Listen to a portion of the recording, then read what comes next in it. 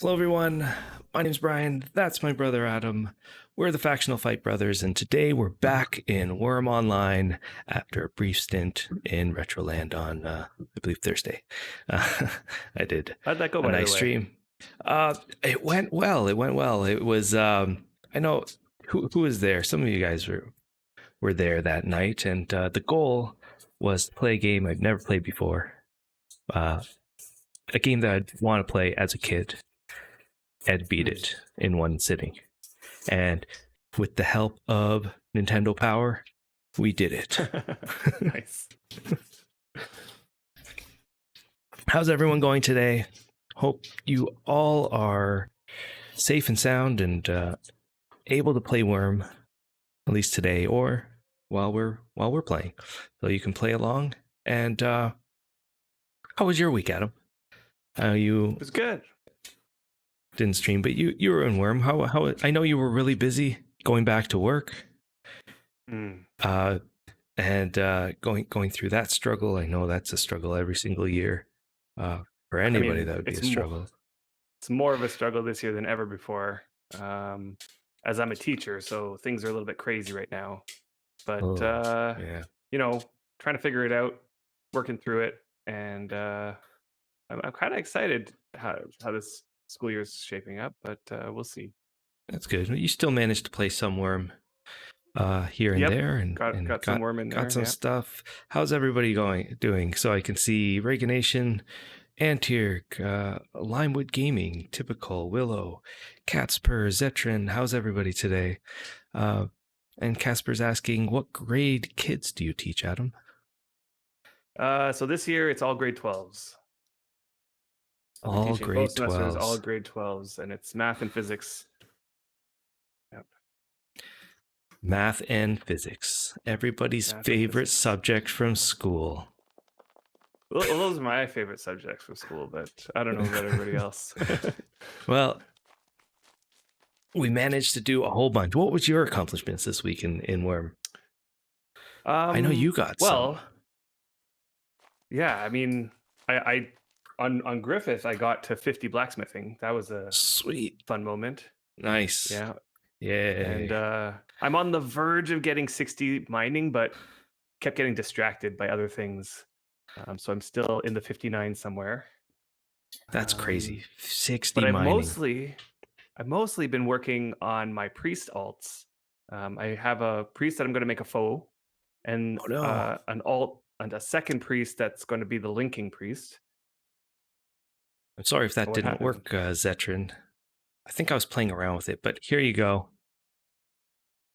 There you go. I'll turn it on. And Casper got the weekly Adam face. Did that work? It did. You look so... Back in my day. You look so old. That's funny. That's an old face. So yeah, I've been working on building up my priest alts, which I haven't actually gotten to the priest stage. It's either today or tomorrow. It's going to be close today. If not today, I'll get the 30 faith so I can change my priest. I've been working on collecting some animals so that I can work on some animal husbandry. Antierg and Cats and Seren have been so kind to let me have access to their animals as well to do some grooming. Because ultimately, I think I want to get some hell horses bred to keep our hell horse carts going. Because I'm feeling like any minute now we're going to lose our hell horses off of our carts. There's a good question. Seren says, do your school kids watch you stream? Do they even know that you do that? No, they don't know. They don't know. I dread the day that they find out. Because not only will they, I don't mind them watching. That's fine. It's more so the parent community and them just, I live in a community that highly judges teachers for good and bad, and I have a pretty good reputation at my school. I'm wondering how this might affect that reputation. He plays Wurm Online. Yeah, I play lots of video games. I'm not sure. I mean, if it happens, it happens. Whatever. I'm not gonna stress too much about it, but I'd rather not make it public. Oh yeah, don't worry. They get enough of me. And this year is going to be a lot of live streaming. I'm going to be teaching online to a lot of the students this year. So this is like Adam's practice. Yeah. The stream. I've been waiting for our trees to grow. Yeah, that's what I've been doing. They are still mature. Once my priest Some gets of them priested, are old. I think wild growth is not too far off after you become a priest. Nice. Of course, it's one tree at a time. No, it's an area of trees.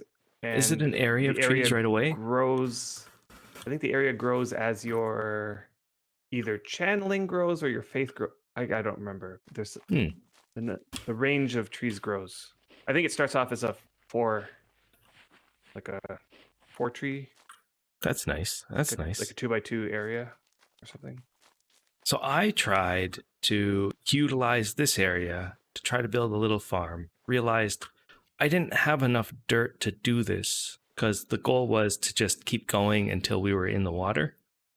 And it would just go way too far off of our deed. And I ran out of dirt really quickly doing this. So and of course, after I did that, I planted all this cotton. And then said, okay, well, let me experiment over here to see if I can get it down to the water, kind of on our deed. So this tile would represent what I want all of these tiles to eventually be. Down. Yeah, so to here. So bring everything down. And I had to lower this tile. So I want like a row here of maybe linden trees or something like that. Let me guess, keep going with some farming. No, everything was okay. And then this is the final tile on our deed. And then I thought I'll just bring it down to here where it's low enough. So let's say it's high enough to be out of the water, but low enough that you can still drag boats. Okay. So it's in that 1 to 3 tile. Yeah. Above water. So that's what this tile is. So, hey, Mr. Laggy, how you doing? Hey, Mr. Laggy. And then at this point, I kind of ran out of dirt anyway. So I thought I would go all the way out here, make a little platform. So I know that we want a space for the boats on the deed, right? So like the Corbita, this is Pyro's Corbita, right? Yeah. So this spot here that the Corbita is in could be like where the boats go. Yeah, we can work that out in a bit. We also, something else that I did, let's see if I can speed this up by taking off my armor. Yeah, we're doing good, Mr. Laggy. We're, happy to be streaming Wurm and getting ourselves all situated here, showing you guys around the deed. Let me turn on my lantern so we can see a little bit more. And, oh no, that one overriped. So we wanted to have a boat mine. So over here, we thought this would be a perfect spot. And I spent a little bit of time surface mining the rock down and getting it to a point here now where this is basically our opening for our little boat mine. And this is a good it opening. worked pretty good. Nice. Yeah. It's good. So can't complain about how that works. I'm wondering if we're going to need to expose this rock and surface mine so that bigger boats can get over this hump here. Yeah, we'll have to get rid of this. And then we'll see how it works. I wasn't even thinking about big boats. I was more thinking of small boats. But if we can get some big boats in there, sure. I'm pretty sure they fixed a lot of the mine tunnel issues that we've had in the past. Where big boats had issues getting into tunnels. So I think all of that is resolved. So long as you've surface mined it down as far as you can, I think even caravels can fit, and they go in pretty seamlessly now. Ooh. So we'll see how that goes. That's a future project right there. Yeah, no risk of your boat getting like 5 tiles up the mountain sort of problems. Yep, we remember those days. We remember those days, yeah. But yeah, so, and the reason why I was doing this, because I was really getting into working on the journal, which is another topic altogether on this whole journal situation. And I got through the first one pretty quickly, right? The first one is it's fairly simplistic. So if you haven't done it, I definitely recommend doing it, because if you highlight over the top here or the parent of the step, it'll tell you that you get the apprentice title and 1 hour of sleep bonus, which is great. And this one's fairly easy. Chop down some trees, flatten a tile, create a mallet, mine some iron, like the basics. Oh, you can't see the journal recognition? There you go. Yeah. So right here, if you mouse over it, you see apprentice title, which you'll get, and 1 hour sleep bonus. Very simple. Kill a creature, ride a cow. This might be one of the hardest ones. Improve a metal tool to 15 quality. But that shouldn't actually take that long, to be honest, right from the start. And then find a route was probably the hardest one, because at the very beginning there was only like one route, and I had to go to the starter town to do it. I'm not sure if there's more these days, if people have planted those waystones. Now, then the second one comes up. Yeah, there's one at starter on deed. Melody. There's one there. Yeah. So the second one, which is another learned, you get the learn title and 1 hour sleep bonus. This one is like a huge jump from the first one. Oh, I found the route on your place. Okay. Oh, okay. I can't remember. That's good to know. That's good to remember. Right. But here's the thing. Once you finish the first one and you go to the second one, things ramp up quite a lot. Like all of a sudden, you need to have 30 masonry to build a stone house wall. So that's like, even though the first one you could do almost on the first day. Yeah, the second one, now you need to be premium, and you need to do a bunch of stuff. You need to ride a horse. So all of a sudden you had to get through the body control to 21. You needed masonry to 30. You need to find copper and tin. You need to be able to do metallurgy and create a bronze lump. You need to breed a creature, which I guess is not too bad. You have to create a small cart, which is why this one exists right here. I know. That's so for bad no reason. that you have to create a small cart for no reason, and then in the next one create a large cart. That's a typical saying, yeah. But some of these are okay, like bandage a wound, create a forge. The problem is that there's not, the progression isn't great.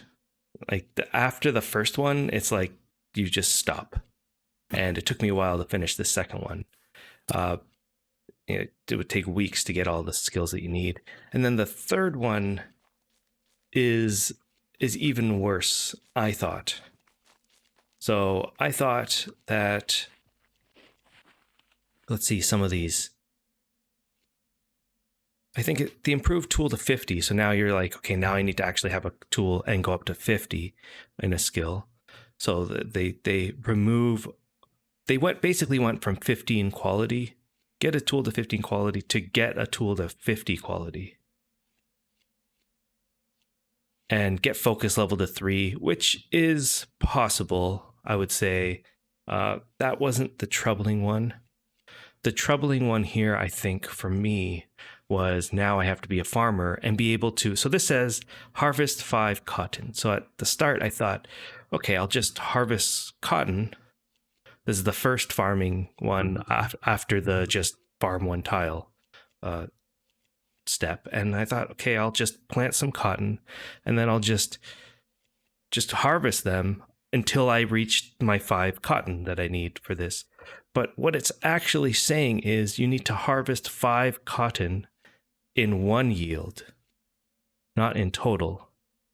And I thought, oh God, how long will it take me to harvest 5 cotton in 1 yield when I have no farming skill?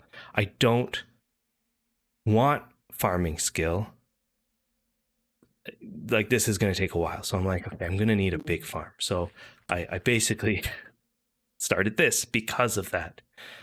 Hey, and at this point, Yeah, I thought that was 5 cotton separate as well. Right, Casper I and Hay thought so Overrider. as well. I know, seriously. And so Willow, Nope. if you're still around, this can be all yours because I accomplished my goal. If you want, if you don't, let me know. Now, I'll continue the farming. Surprisingly, they changed the way farming works since we were farmers way long time ago. Like we haven't done farming forever, but they changed it maybe 5 years ago or something like that. We just completely missed the boat on this.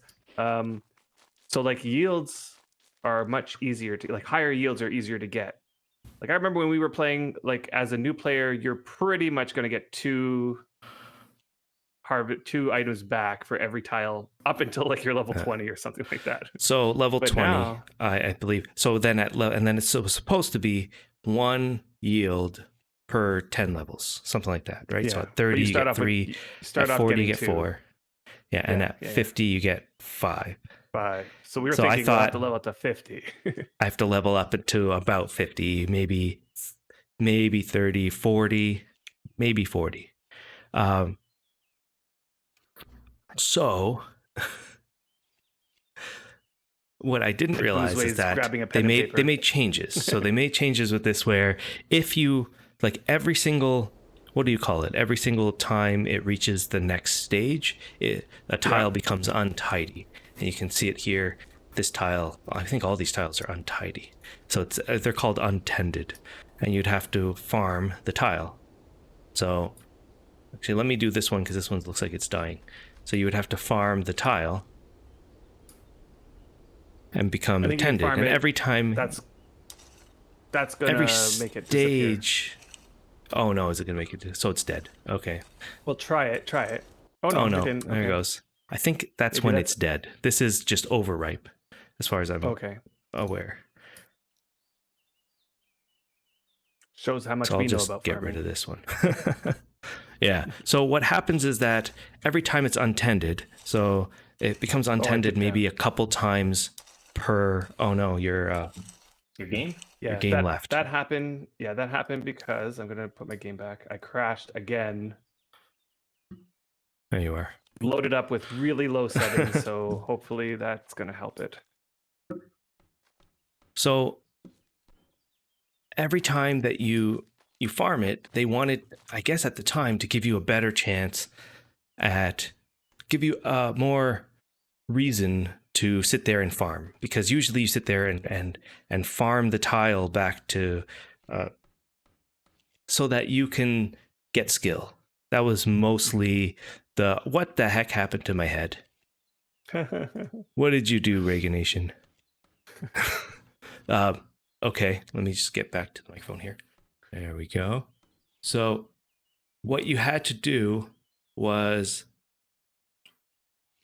or what they did was give you a benefit. If you farm more, you have a chance of yielding more. So, and I didn't know, well, how much more? I don't know how much more. I don't know what the formula is here. So I did an experiment here where I sat here and I farmed twice a day after planting all the cotton. And what I found is that even though I only have let me see, wood cutting, no wait, nature, 16 now farming. I think at the time I had 15 farming. I was able to get a yield of 5 at 15 farming if you were farming it twice a day. That's awesome. Yeah, and then finally I'm like, okay, that didn't take as long as I thought it would take. Yeah, you were thinking you're gonna have to get your farming up to 50. Yeah, that would have taken forever. So I guess they made it easier. If you're really a farmer and you want to be a farmer and you're sitting there farming to get your skill up, you will be able to yield quickly enough to really not feel so bad, because before it took forever to see any benefit. Like imagine farming, like planting 1 cotton and then after days getting 2 cotton back and then having to plant one of those cotton and you're left with just 1 cotton after a bunch of days. And it's like 7 days too. Like it takes a while. It takes a while. I think it's not as long as 5 days anymore. Oh, is it? 3 to 4 days, maybe, something like that. Really? 4 days. I did not know that. I think I'm gonna have to get back into farming. It wasn't that long, to be honest. One change I'd really like to see is some way to increase the ripe stage, because and this might just be they might have changed this, but when I was farming back in the day, I would always find that there would be every so often I wouldn't be able to get to the fields on the day that they were ripe. So I'd come the next day and I'd find half the field just dead. And it was just so disheartening to see that. Yeah, so Slider, you're seeing a lot shorter growth time. I mean, that's what I was seeing. It was shorter, but you're right. I think even so, like it was either yesterday or the day before I was looking at this and nothing was ripe. And now not only is a bunch of stuff ripe, but one of them was overripe. Right. So within a matter of a couple days, it went from not being ripe to being past its ripe stage. And if you're not able to make it online for one day, like that one critical day, then you're going to miss the ripe stage. And I think that's a little bit harsh. Because not everybody can play Wurm every single day. Yeah, and then maybe there's a little bit of random chance to that as well. Like I don't know, or maybe certain crops ripe faster than other crops. I'm not sure if they're all equal. It's definitely random. It's definitely like you can plant all the field in the same day, and you get to that day where things start turning overripe, and it's just a smattering of them. Yeah, so they're not equal. Yeah, it could be random as well. A lot of stuff in Wurm's sort of random, like the damage ticks and stuff like that. So at this point, I'm just waiting for all of this to be harvested. And then I will continue. I'll lower it down, make it nice and neat for Willow to continue farming on, I guess, the land here. And you made a bunch.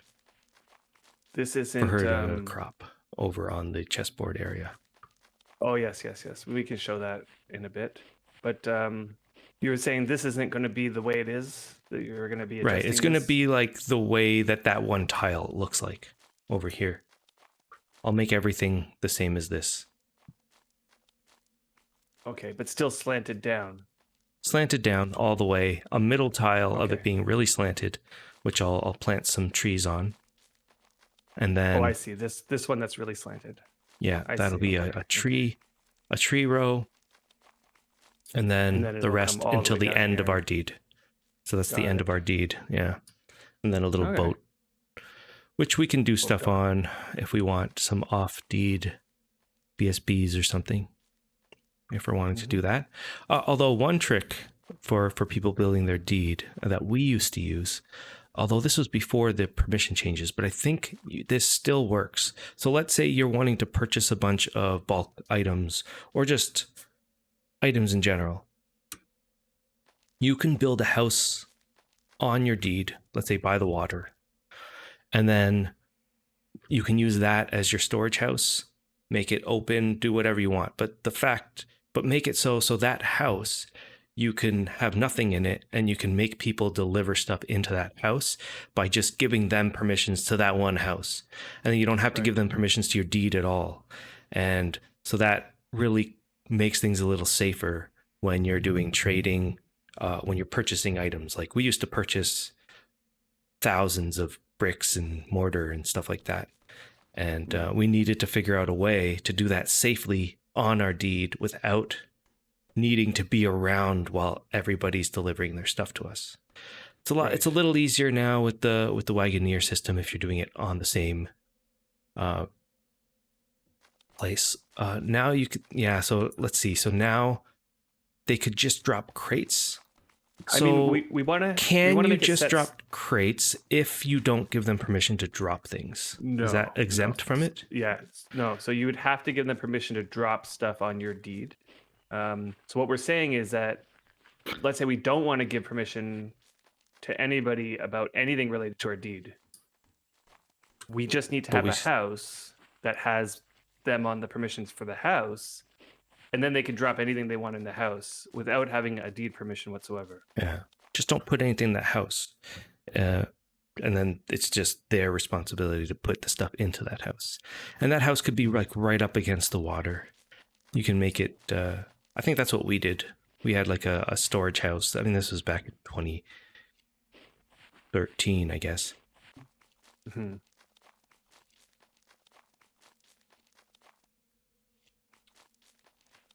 I mean, Yeah, it's not so about, then...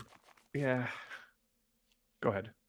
Yeah, you can give the permission, the guy the permission to drop stuff, and it's true. It's similar. But yeah, what could they do? They could litter up your deed. That's right, Oblivion Reaver. They could. But it's a chance. Other thing it's small. The other thing is that you could use the house for pickups as well, right? So if you also have to give them bricks, a role on your deed to give them permission to drop. If you're just wanting that one person to be able to drop, or you have to open it up to everybody to drop during that time frame. If it's just the house, you're segregating your deed off to just that one house, and you can control the permissions of that house fairly simply. This is how Antir does the Alliance Grocer house. Yeah. So let's go take a look over there. But first, I know we were talking about animal equipment the other day. So I made a set of leatherworking stuff, and Adam made a set of the horseshoes. So this is basically what it looks like. We found an old venerable horse thanks to Willow. So thanks a lot, Willow. And so this horse would normally maybe go, I don't know, what does like an old horse with wild horse run at? Like very slow. I don't 15, even know if it's maybe 16. It could be 16. Is it 16 to get onto a horse? It sounds more than I think would have you thought it was less than that, but I think it's if the horse has no bad traits, it's like a blank wild horse. I think you can get on it with no gear and it'll go 15 or so. And that's true, typical. Like, yeah, you can make multiple people on your deed be able to manage that house as well, without having those people have to manage your whole deed. So that's what we did. It's actually the only way at the time that we could do that. Oop.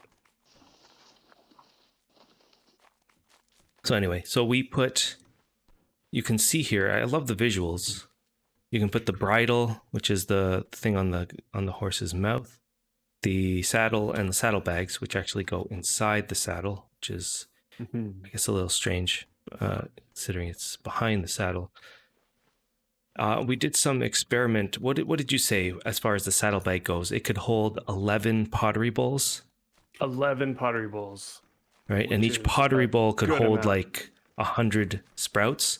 Although I would be a little concerned, like if you filled the horse all up with those sprouts, the horse might not be able to run. But you were saying that maybe there's some... I don't know. Yeah, I honestly have no idea. Like, does anybody know this? Like, if the saddlebag gets overrun with like overweight, does that slow down the horse? Yeah. Like for archaeology fragments is a good example. Like, let's say you filled each pottery bowl up with 100 archaeology fragments. So you have 11 pottery bowls. It's 1,100 archaeology fragments. Like, is that because the horse isn't going to be able to carry that much? I think they're each 1 kilogram each, right? So that'd be like 1,100 kilograms. So that's that. There you go, Oblivion Reaver. That's what I thought, was that there was some sort of weight reduction. So you're saying it counts towards the horse rate at 50% of the rate that it would have within your inventory. So that's what I thought it was something like that. But what's weird is that on the wiki? Because I feel like I was trying to find that on the wiki. So let me take a look. Okay. Let me take a look here. Whoops.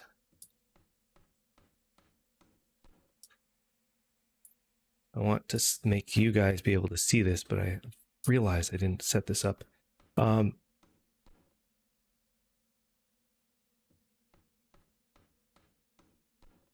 on. Okay, there we go. So Wurmpedia. Now here's another thing that I did recently. I look up saddlebags. What isn't on the wiki? Yeah. This was one thing that we did recently. We looked up saddlebags just to see. So a pair of bags that may be added to a saddle. Saddlebags can be placed in a saddle to allow horses to carry items. Here's the notes. They each have a volume of 100. I don't understand what the volume of 100 is. That the same volume that's within like a BSB volume, or are they talking about the quantity of items? I don't think they each have a quantity of 100 items. Yeah, I know that it seems volume like it's and quantity items. Is two different things.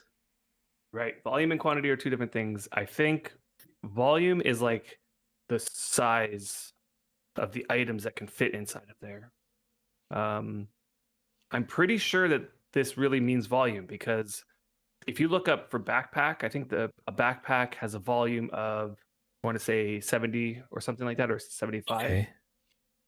And I tested with pottery bowls. 11 pottery bowls fits in the saddlebags, but only 8 pottery bowls fits in backpacks. Okay. And so I think that volume is the right way of putting it. What's confusing is that volume is a number that is hidden in the game, right? You don't get to it see is hidden. Hey, Gigs. How are you doing? Hey, Gigs. Yeah, volume is hidden in the game. Right. Except for bulk storage bins or like bulk storage items. Don't they show you volume? Right. Yes. Bulk storage. That's so silly. So, I mean, if we look at this, so in bulk storage bins, they don't show you quantity, right? Because there is no quantity, but it shows you the volume. It shows quantity in the brackets. Right. But there's no maximum quantity, right, of a bulk storage bin. It's a maximum volume. If you look at our bulk storage bin with the sprouts in it, and you look at, one sprout has a volume of 0.06. Okay, oops. So 100 sprouts would have a volume of 6. All right, so here, 0.06 volume. Yeah. Because there's confusing. So this is the volume is what allows like a giant log to register differently than like a sprout. Right? Why can't a log fit into a backpack? Because the log has too much volume compared to that backpack's volume. The problem is we can't see what the volume is of that backpack. It doesn't tell us. We just register in our minds, well, a log can't fit into a backpack. That doesn't make sense. But logically, the math within the game has been determined through this volume column. There is something to know, is that if you go onto the Wurmpedia and go to containers, let me see. Yeah, you get a list of containers and there's a volume column. Now, the way people figure it out, this volume, was they would put an item in a BSB, they would see how much volume it has, and then they would try to fit as many of those items into the container, and they would infer what the volume of the container was. So this was all player tested. Hey, Zed Cobra. Yeah, right. 300 logs fit into a large crate. Gigs, yeah, true. You're right. Crates were added much later, and they contain this magical feature that it has infinite volume. You can put infinite volume into a large crate, but it limits you to the number of items. So it's a maximum of 300 items. Okay, right. So those 300 items can have as much volume as you want, and they will still fit in the crate. But you're capped at the 300. The crates are basically a wooden TARDIS. That's right. That's nobody tested 16 million flowers on a BSB. So that's the way that these items work. So I guess Adam might be right that it's 100 volume, but let's take a look. So our equipment on this horse is just a 50 quality bridle, so the bridles again just allow you to lead the creature without needing a rope. So at this point you activate any item. So I'm activating a hammer or a mallet, and it gives me the lead option, and I can lead this because it has a bridle. The saddle, I actually have a pretty good saddle, don't I? The saddle is 60 quality with 76 WOA. The saddlebag is just a 36 quality saddlebag that I made. And then Adam made a bunch. Xander Wild, salt has no volume. So can you fit infinite salt in a BSB? And the answer is salt does have a volume. It's just less than 0.005. So it will round that down to 0.00, right? But there is a volume. It's just extremely small. Yeah. We just can't see it again. Just can't see it. So, yeah, you gave me 50 quality horseshoes. So at this speed with a brand new horse, this guy, as long as he's fed to the max, he goes 19.4 ish. Which is pretty good. 19.4. Yeah, he's like, oh my god, he just got a boost to 20. Look at him. Yeah, he's galloping. I see him galloping. Yeah, 20 is the cutoff for the galloping animation. Yeah. Awesome. So he can go 20 now. Now, this brings me to like something that I've been wanting to do on stream for a while. Yeah. Which is? So, you know how we always complain about how the wiki is, you know, like typical. I'll put that joke right at the beginning saying, what doesn't the wiki say? And obviously we know like the wiki is missing a lot of information. And that's because it's player created and player, you know, run. Yeah. So I thought like, you know, why is it that everybody doesn't just have the ability to edit the wiki? Obviously for obvious reasons, but like, you know, the philosophy of a wiki is that anybody can contribute, and that you have to sort of gain a reputation for yourself by contributing positive things to the wiki. And every time that you contribute something that's wrong, it's sort of like flagged and this sort of thing. So I thought, you know, why don't I just make a wiki account and see what happens? And it turns out anybody can make a wiki account. Yeah, Gigs, I think it's changed because I know before you couldn't get a wiki account. When we first started, it wasn't open. It was a select few people. Before. And that was it. But now, what is it now? Okay, so why don't you do you want to do this now? Do you want to make a wiki account? Okay, let's do it now, guys, because we're okay. What are we going to add? We're going to add. Well, what about the saddlebag? So why don't we just add that a saddlebag can hold 11 pottery bowls? Like that's tested. We tested it. It seems like it would be something that we could put on there, and we'll see if it comes up. Oh, someone's already done that. Thank you, Typical. Yeah, I'm assuming that you have done this. So what else? I have done that. What's else? Oh, so you did it just now? I did what? No, so the 11 pottery bowls fit into a saddlebag is now on the wiki. So let's this is what we're gonna do. Let's figure out something else that's not on the wiki. Okay. And then we'll go through the process of trying to add something to it. Okay. Let's take a look. So I'm gonna create an account while you guys. Oh, I need a password. Yeah. So for people who want to create a wiki account, all you need to do is at the top of the wiki page, there's a button to like create an account. You create your account. You have to do some stuff, you know, like the regular account stuff. But once you create that account and you log in, you now have the option to edit pretty much everything on the wiki. And how about we add, and Typical, don't add this just yet.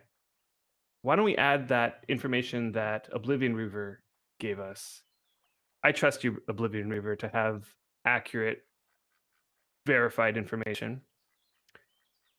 That the stuff that you put in there counts towards the horse rider weight, like the horse rate, at 50% of the rate compared to the items in your own inventory.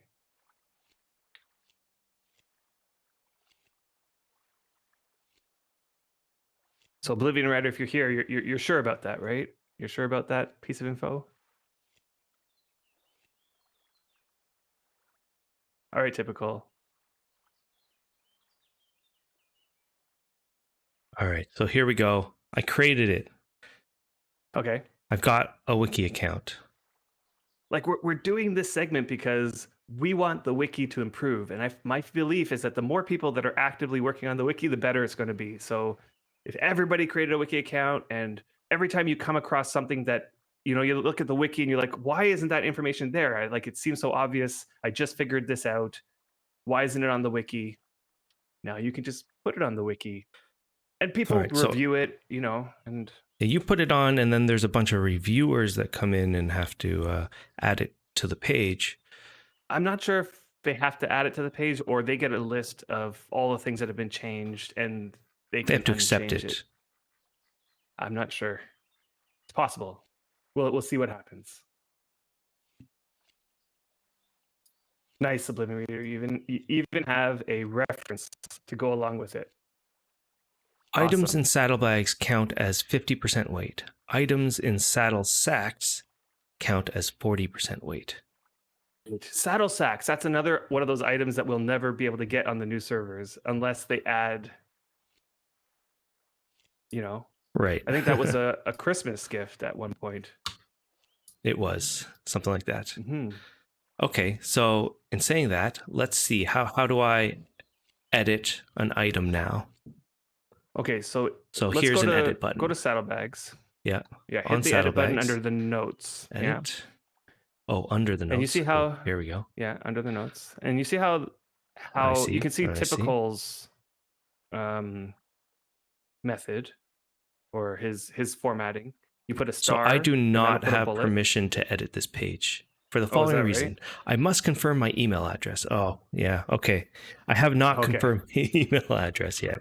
So let me confirm that. So go do that. Once you do that, you should be able to, because that's how it appears to me. I personally haven't changed anything yet. Okay, that was quick. So let me double check that. Oh, is that right? They must have fixed that though. Xander Wild. Can you do that? No way. I'll say they used to nest. Yeah. So they don't anymore. A lot of items actually used to nest. Yeah, back in the day. In ridiculous ways, by the way. Okay, I can do this. So if I put star, and so what did it say here? Okay, this is on the 2017 Christmas saddle sacks thread. So I can say items in saddlebags count as 50% weight.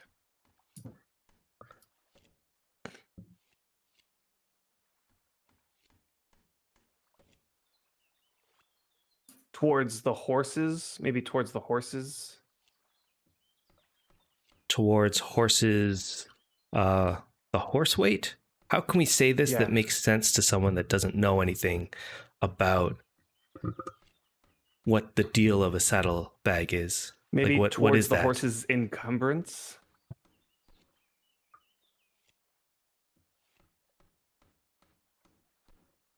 Did I spell that right? Horse's total carry weight. Xander's suggesting.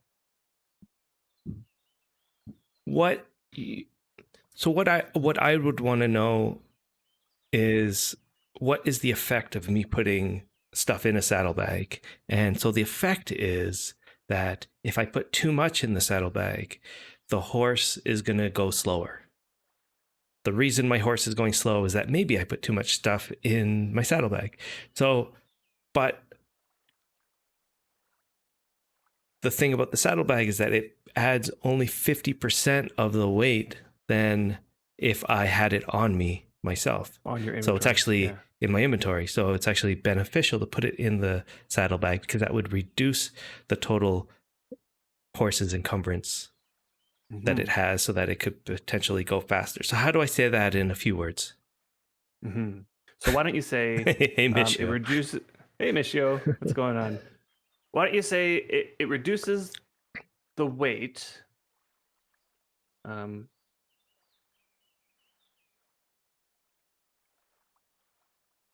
It reduces. Like I'm thinking of the ending, like in comparison to having the item in your inventory. Yeah. Okay, so it reduces the weight. The weight by Okay, 50% based. items in saddlebags count as 50% weight compared to having the item in your inventory.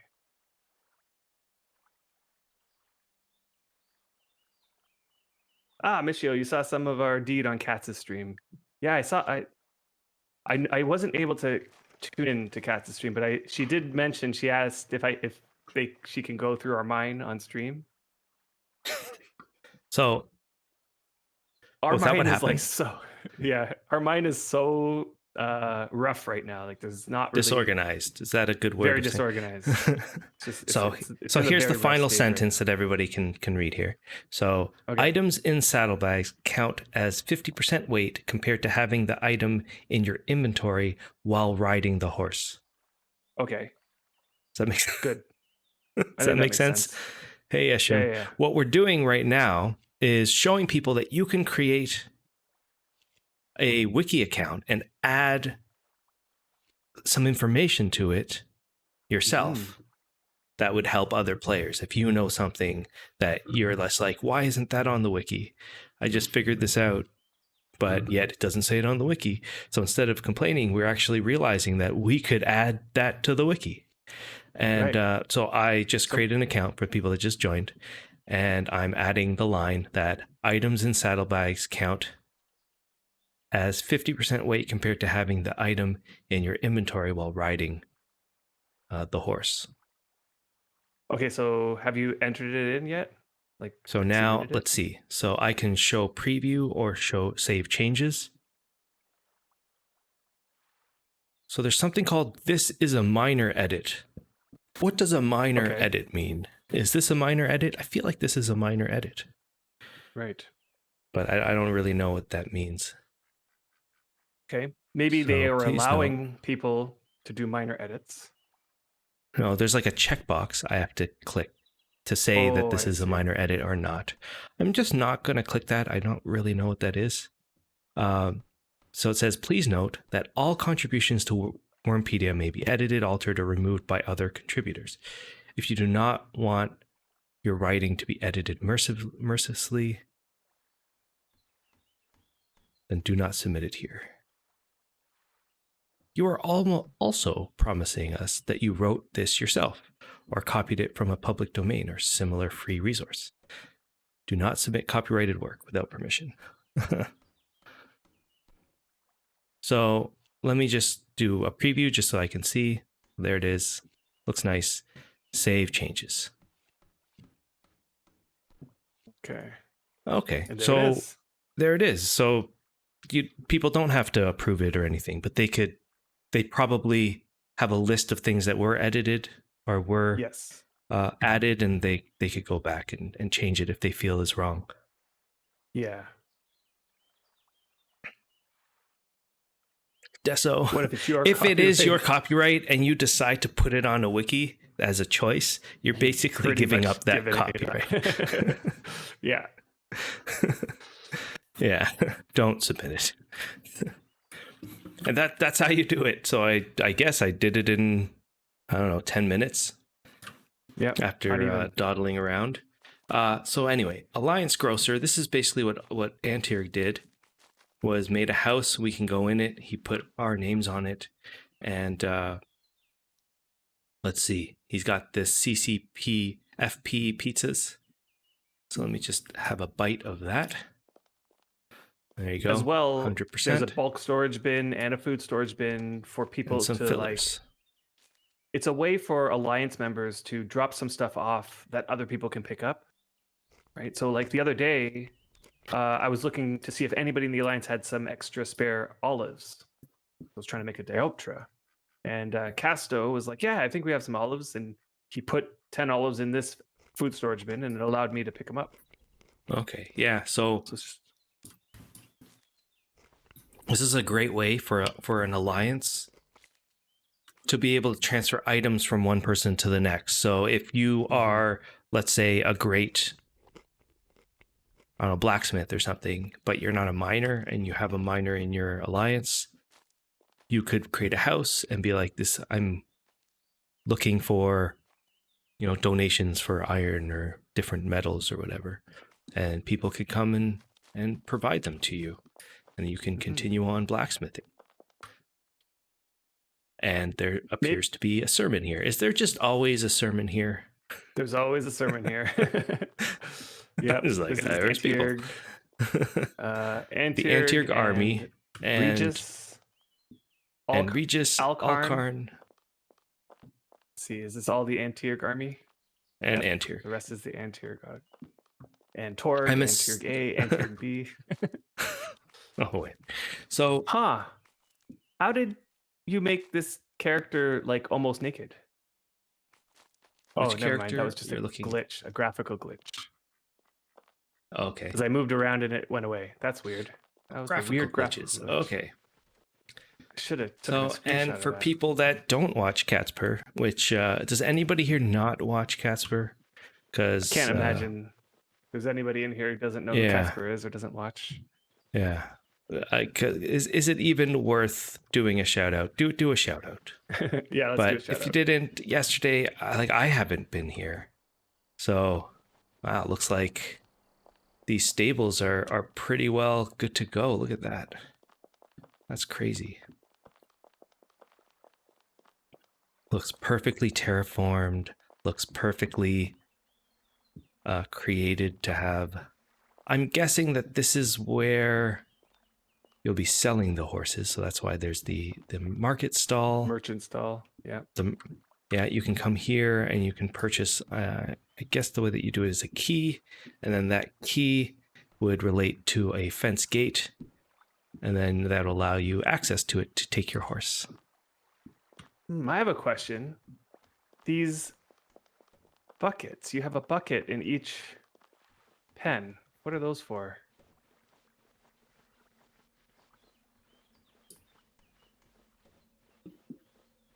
So something, decoration. It seems very purposeful though, that like some of the buckets are numbered. So here, for people that don't watch Cats, is what we did the other week. We were flattening this area.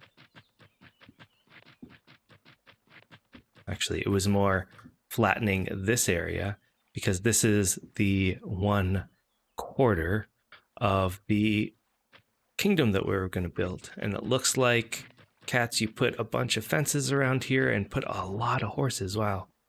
You have a lot of horses. You have more horses than I thought. So Casper says, I have buckets to put keys into if a horse became too old to sell and the stall becomes empty. So I remove the key from the merchant and put it into the stall's bucket. That's why. That's cool. Wow, look at all the extra horses. That's a lot of horses.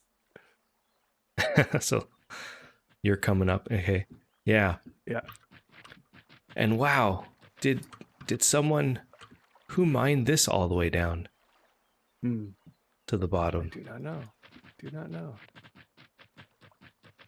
Yeah, so there's going to be a crossway this way and this way. You mined that all the way down with your alts. That's crazy. Yeah, that is crazy. So eventually we'll have to come here, and I guess over on this side, this is the next corner, but if I had to guess, the next corner that we'll be working on is over here. It's over that one, yeah. Is that right? I think this corner, which will be easier, I think.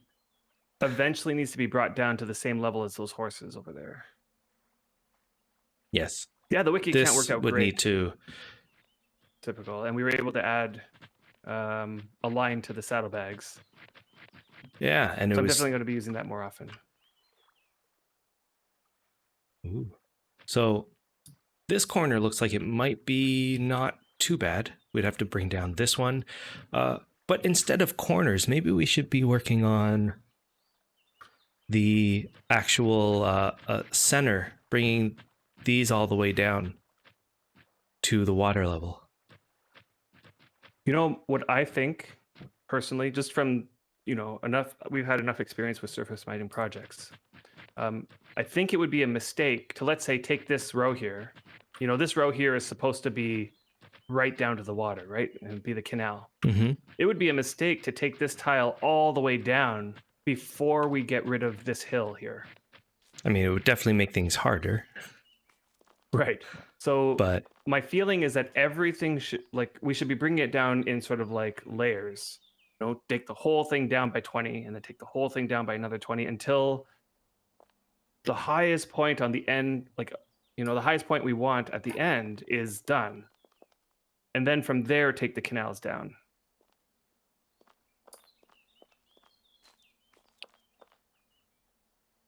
Yeah, right, okay. get the grazing room for the horses. Yeah, that makes total sense. Yeah. I mean, if nothing else is supposed to happen, let's say to this area here, then we can definitely take all of this down and start surface mining it as much as we can. And looks like we've got a spammer. Wow. All right. How do we get rid of the spammer, guys? I'm dealing with it right now. Okay.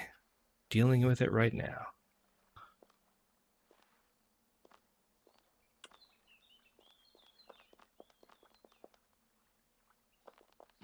Yeah, so maybe that's the next project. Whenever we're ready, we can uncover the dirt here, store them away in BSBs or something, and then start surface mining it down to, I guess, this level. What the?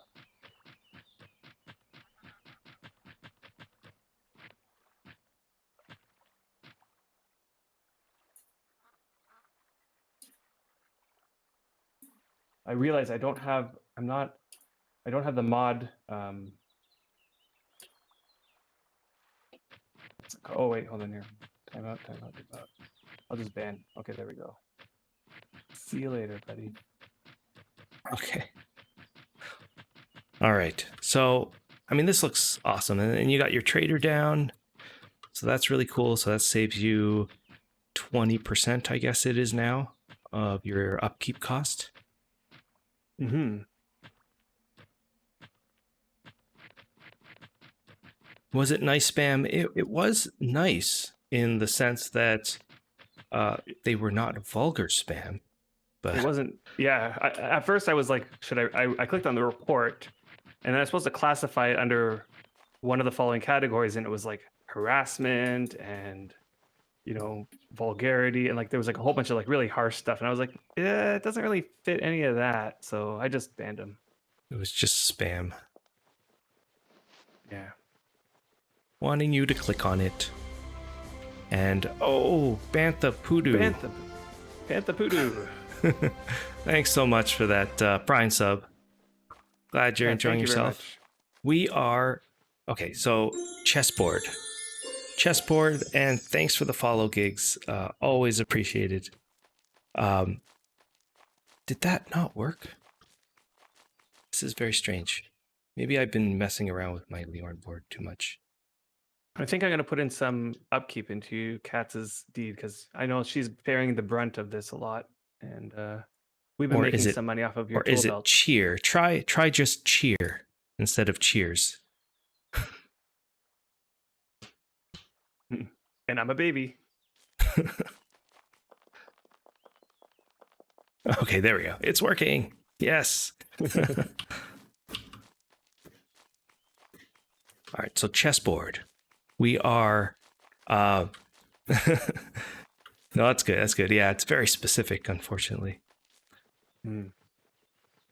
So yeah, I planted all this a while ago, actually, and I thought, pine trees, they used to be the quickest growing tree, but man, these are taking a while to get past the mature stage. Yeah. Oh, and we really want them to be the very old stage, yeah?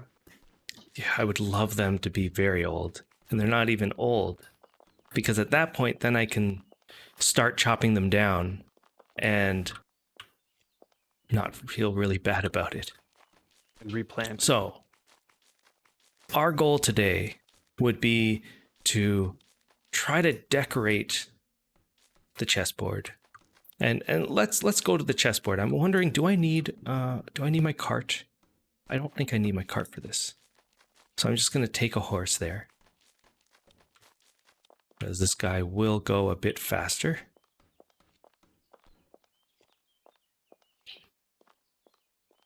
So you think it's about 15 days for pine or birch and probably longer for other trees? And that's 15 days for them to get old?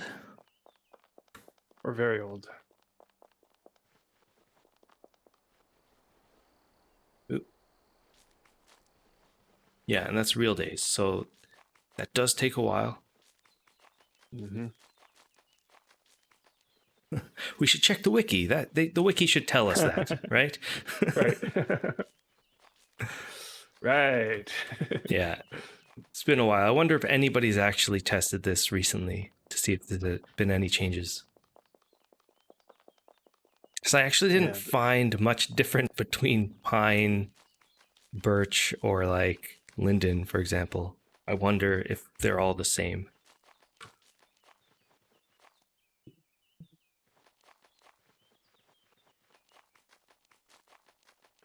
Every time we get a little stalk of dirt, I think about fixing this road. But it's like a day later, all the dirt is used up for something. I used all of our dirt. It was crazy just to get that farm going. And I couldn't even finish it. Fixing that road is going to take a few thousand, if not more. So we have to wait till we have like a good stock before I can spend time fixing this road here. Unfortunately. Now for the chessboard, we are almost done. So I believe last week we set the chessboard. We set the chessboard up. We said the things that we needed to worry about was what would our white piece... there were some white pieces that we needed to figure out. Which ones were they? Not the horses. Was it the bishops? I think it was the bishops. So we had to figure out what we wanted to do for that. We had to make wood floorboards to put around the chessboard, which means we had to level some of the dirt around it. Then we had to finish the mailboxes, or the spirit castles. It looks like someone is out there. That boat looks like it's going really slow. What's the weather like today? Oh, it's a strong wind coming from the north, and they are going... No, they're going north. That's probably why. So they're heading into the wind. Yeah. I would argue never head directly into the wind like this, if that's what they're doing, or if they're just they're moving. Always trying to zigzag out of that. And they're in the worst boat to be going against wind. Yeah, the cog. The cog. Yeah, it's the worst. You should never be heading straight into the wind with a cog. You should always be zigzagging. Yeah, they are really, really slow. Because you're gonna go like 5 kilometers an hour straight into a strong wind. So it was the spirit castles, which I actually finished, and I didn't really know what to do. I don't know if we can get the dye in time. I don't know if we can get the black dye in time because we just don't have enough acorns or whatever else that we need for that. It's not only that, it's that like we had 13 acorns to start with, but the problem is with black dye is the hardest, most difficult dye, and the wiki says something like difficulty of 40, which means that you kind of need like at least your skill in and around that area of 40 in order to get like a half decent chance to successfully make it.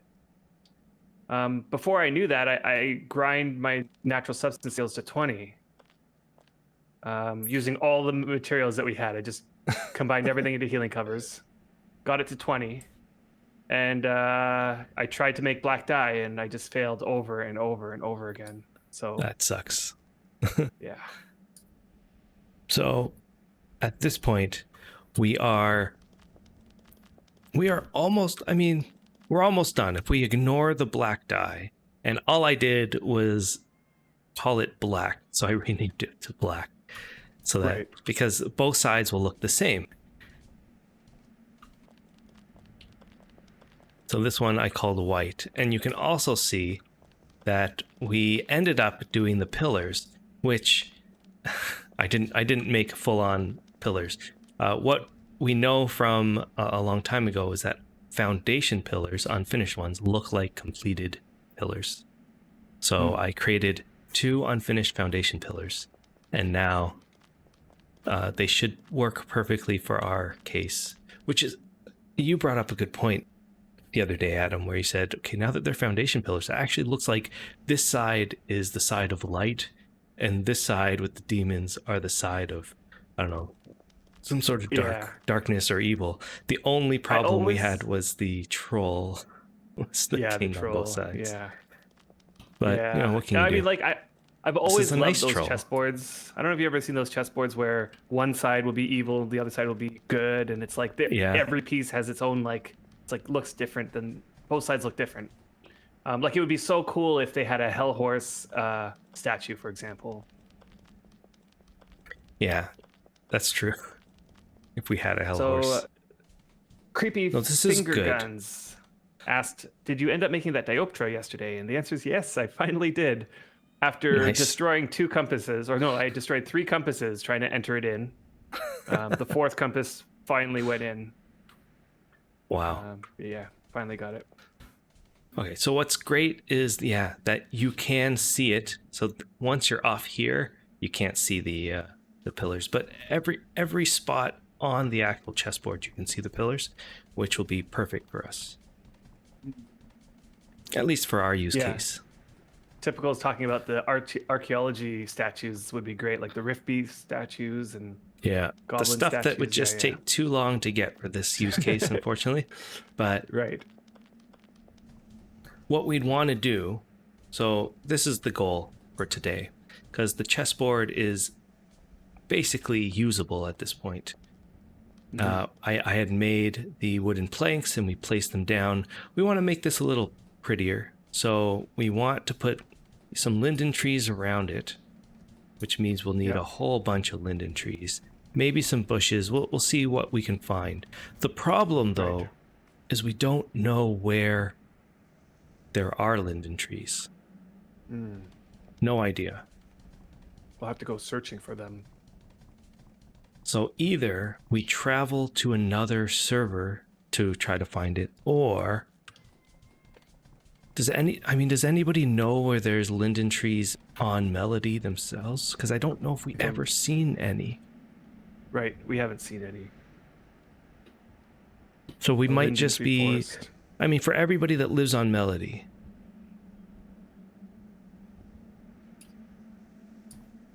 So, Garrus, you managed to get a compass into a waystone with the compass at 98 damage. Oh, man. That's lucky. You just saved that. I know. I was thinking the same thing would happen to me each time. Like, maybe it'll go in on that last one. No, it just destroyed it. I mean, let's take a look. So we have the ability to get down this way. And I don't know. Maybe there's some in here up the mountain. Well, let's see. How many do we need? Probably a bunch. That's 10, 12, maybe 30 or something like that, like 40. You know, if we wanted one linden tree on every tile around the outside, which I don't think we should, that would be 46. But what I'm thinking is we should alternate. So a linden tree on every other tile and maybe a bush of some kind on every other tile. But which bush? Yeah, it could be Camilla or oleander or and then we would need to find entire areas of a bush. I don't know if that's possible. We would need like 25 of each, basically. Let's give this a thought. Yeah, thorn bush. We should put thorn bushes. Were those linden trees up there on that guy's deed? Where? Straight ahead in this direction. No, I don't see By the any. way, this direction, you can't get through this. Okay, that's wonderful. I tried really hard. I think we need to do some work to terraform it. Oh, look, somebody's been terraforming down there, but yeah, you can't get down there. You have to go up, even higher So than that. none of these tiles will let me through. No, I've spent time trying to make it through there. This is gonna work. This is gonna work. So, you think there's a linden forest by you on Cadence? Yeah, you know, I think that our best bet would be to get on a boat. How is that the best bet? Because then we would have to get a boat. We would have to get animals once we get there, or else we'd be walking. Or I think your plan is to just go on the outskirts of everything. Yes, there is linden trees over there. Yeah, but that's on somebody's deed. Oh, you made it through? I made it through. It was not easy, but, you know, easier with a horse, I guess. Okay, across the tar patch, I'm guessing. Yeah. It looks like somebody might have you have some linden sprouts. That would be awesome. Yeah, I mean, this looks like somebody's planted it. Hmm.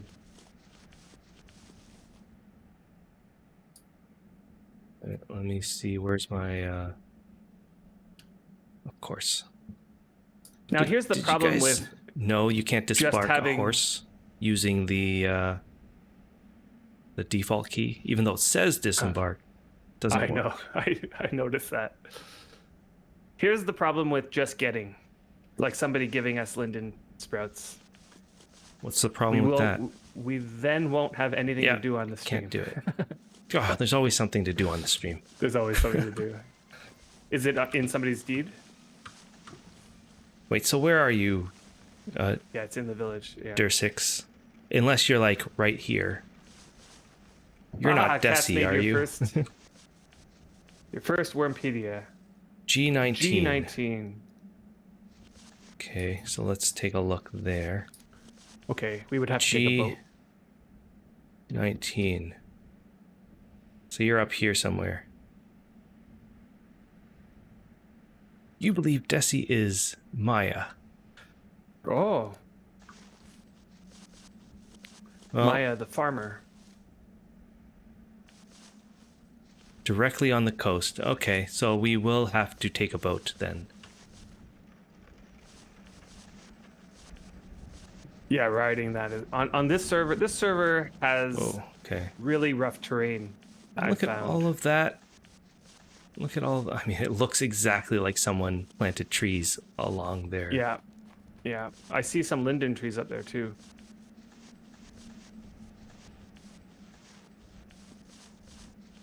What's that you're linking? Typical. Maya.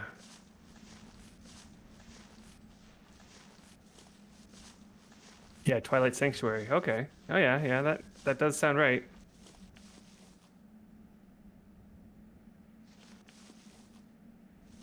That's cool, because if Maya becomes as prolific of a farmer as she did on the old servers, then we would have somebody in the area that to buy crops, high quality crops from. Yep. Is this on somebody's deed? Yep. Yep.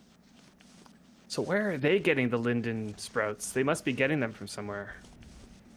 There's got to be a linden forest here that we just haven't found. Right. We've done quite a bit of exploring. We haven't gone to a lot of places, in the sense I haven't been here. I haven't been here. Well, I'm talking about on this whole peninsula, all the way up to the forest in the south. That's pretty much the extent of our exploration. Shh. Oh, thanks, so, yeah, you got 2 linden sprouts. We haven't been to the east side of the server yet. It's possible the central area. That there's an entire forest there. It is possible. It's just I still feel like the best bet, like if we were just going to do this from scratch, is to go to Cadence and sail around the coast. Now, the reason why Cadence is because Cadence has an insane amount of waterways through the center of the server. right? If you look at the cadence map, it's just waterways everywhere. And so you'll be able to see a lot of coast.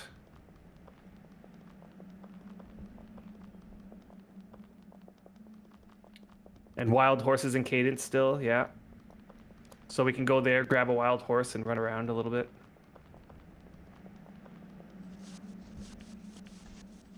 Okay, so you know there has to be a linden in the forest on Melody by that tiger icon in the east.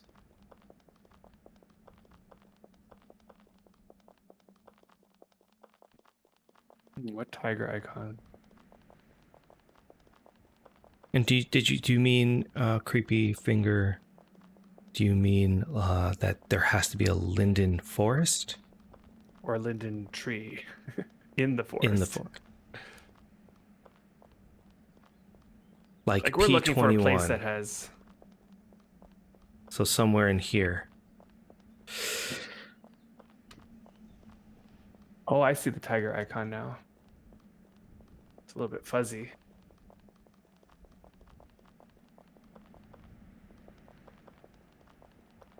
I mean, riding out there shouldn't take terribly long. Maybe 30 minutes or something. 20, 25 minutes. Do you want to ride that way? Because I'd be going the exact opposite way.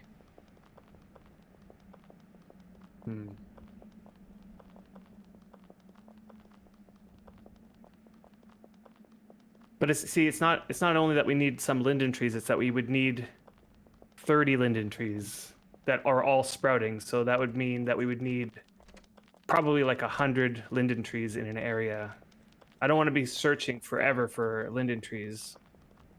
So what we were thinking is that there must be a place where it's just linden trees, like as far as you can see, somewhere in the world. Yeah.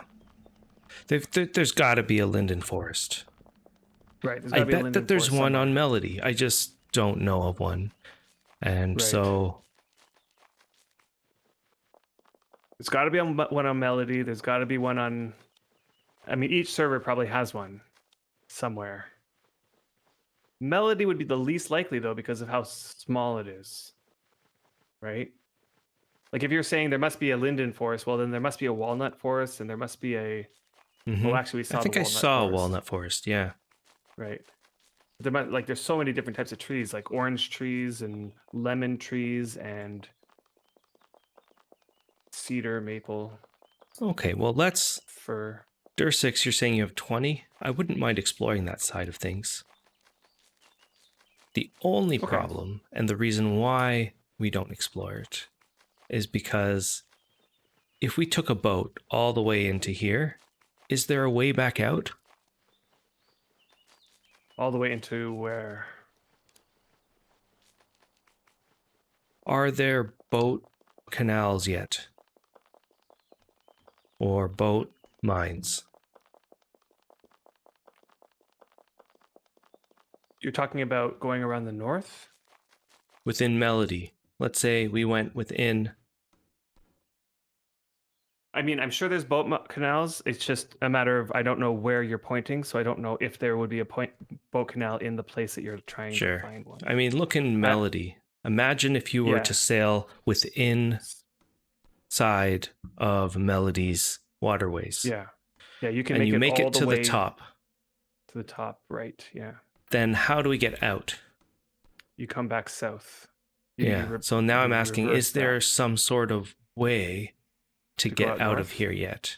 I guess this would be the best way if somebody made something here and then maybe something here. You say out of here, I just don't know what you're talking about. Yeah, I know. Well, if you look at the map, and then I guess. So look at the map. I'm looking at the map.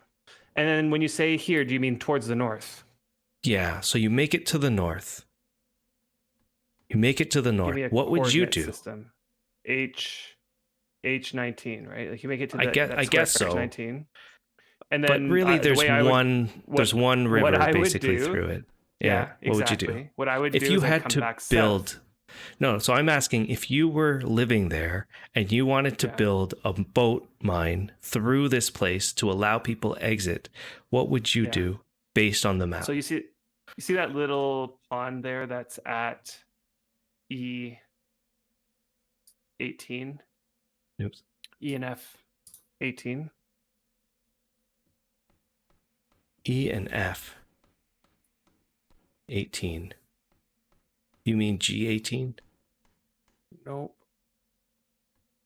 E and F 18. There's a pond or a lake that goes across the border. Oh, the E top and F. there? Yeah. Yeah.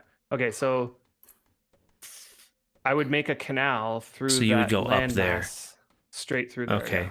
So what I would do, and I know you can't see this, but on the left side of that, there's like a little tiny strip of land. Yeah. I would make it go through there into this area, and then on the furthest side, left side of that, there's another tiny little strip of land, and I'd make my way through there, and all of a sudden, like there's looks like there's a way through here. I just make sure that there's a way through here. Okay, so Dursix is saying EFG18 is a tunnel for up to sailboats. Okay, and that goes straight through EF. But it's not yet completely developed. Right, but if so from time to time, tiles collapse. Okay, well.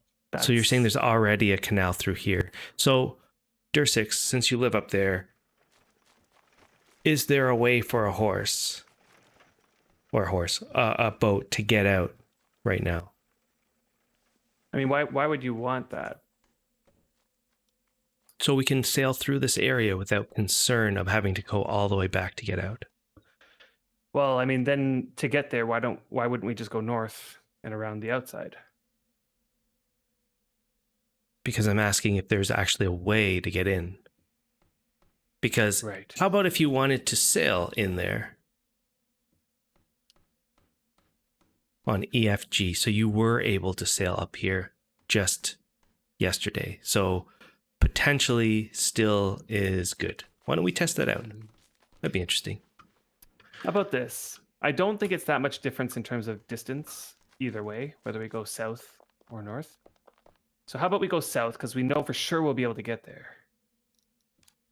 And then test the tunnel on the way back.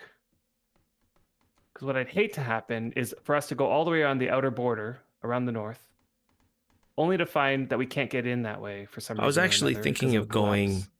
I was actually thinking of just going through Melody. Yeah. It's in the inside. The inside. Not on the outside border. That's what I was thinking. Okay. But you're asking whether or not we should test to see if that canal is working, right? I more just really want to go through the inside border.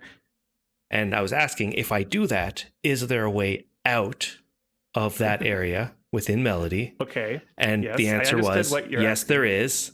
So let's do that. You haven't answered my question, which is, why would you want that? Why wouldn't you just come back south and through Melody again to get back? South and through Melody. So where do you want to go first then? I guess is the question. Oh my goodness. Because I don't understand where you're wanting to go. Because my whole goal is to just go through the map. That's the end goal. There's no other goal. So you have added another goal. No, I haven't added anything. I'm not sure. I'm not adding anything. No. I'm not adding anything. So just follow me then. I'm fine then. Yeah, okay. Just follow me. What I'm saying is we're going through Melody, like you said, through the canal. And then we would come back home. Right? Or the other option that might be in your mind is we're going to go through Melody and then we're going to continue our journey from there to a different place. Yes. Is that what's in your mind? Okay, so you're the one who added the extra goal. No, so the whole point was I didn't want to go back towards the same place that we did before. Okay. Where's our boat? Where's our boat over here? It's down to next to the Corbita. Oh, I must have moved it, or somebody must have moved it. I don't even have an option to get on. I transferred ownership to you, but before I transferred ownership to you, I added a permission line for me and gave me managing rights, and then I transferred it to you, and you know what it did? Completely removed me from the boat. All of the rights? All the rights, so I can't access. That's weird. Boat. I'm lucky I did that when I was here and not out in the middle of nowhere. That would have been So bad. let me see what the manage permissions look like. Oh yeah.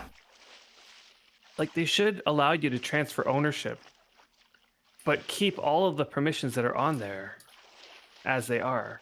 Okay, how does it look now? Okay, I can embark as passenger, but I can't manage the boat now. I can open. But I don't have the option to like change. Like let's say I want to put Xander I on would the have boat. to add you.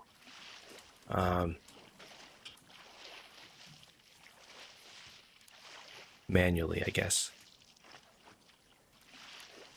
There we go. Okay, yeah, oh yes. Now there I am. Okay. I see.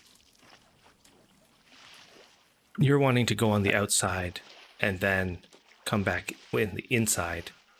Yeah. No.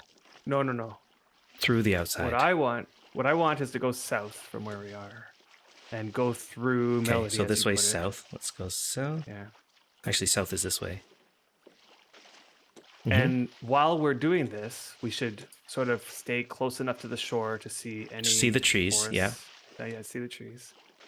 And then, are we saying the same thing? We're saying the same thing, I think. We're saying the same thing. I don't understand why you're so confused with what I'm saying, because all I'm saying is repeating what you're saying, and you keep saying I'm adding something. I don't know why. Okay. So we're doing the same thing. So, okay. Yeah. Now, the only thing that I was confused about, because you were saying something, and I'm not sure what you were saying, so I was trying to repeat it back to you to see if what I'm saying is what you're thinking. Right? So we go through Melody. We search for trees, right? We go all the way to that north area. And who was it that was so kind to offer sprouts? Dursix, is it? Yeah, Dursix. Okay, so we'll go visit Dursix. Yeah. And then from there, I was thinking we'd just come back south. Now, what you're saying is you want to head to see if you can north, get through that. Because I would rather not have to go. So my point was, I don't want to go back the same way, knowing that we just went through that way and there was no trees. Right. Okay, so maybe that was the very beginning of this conversation. Right. So then I said, is there a way to go out north? And because the answer was yes. I was trying to figure out what the reason why you would want to go out north. Yeah. Okay, so another option is once we go out north there is we could easily just hop over to another server at that point. We could hop over to another server like Cadence. We could hop around the perimeter of either left or right to see if there's trees going. Exactly. I would assume to the right would be better, to the west and go around. Although there's a lot of mountains. I just never seen this place, and I feel like never seen this. I don't think I've seen down here either. Explore a little bit. So we've seen all the way up to here, so we know what's on that side. We don't know what's on this side, although, what do you guys think those trees are? I see some, this is oak. This maybe is pine.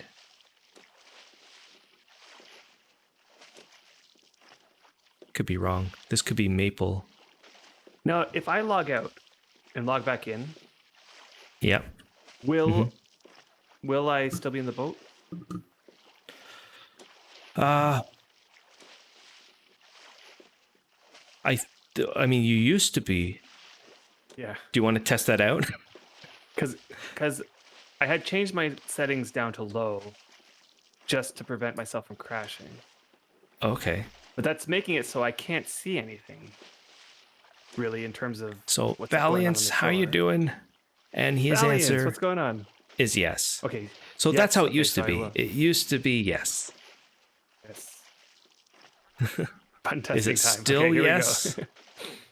Okay, so I'm gonna log out and I'm gonna come back in with a little bit different settings so that I can see the shore a little bit better. Okay. So I'm seeing.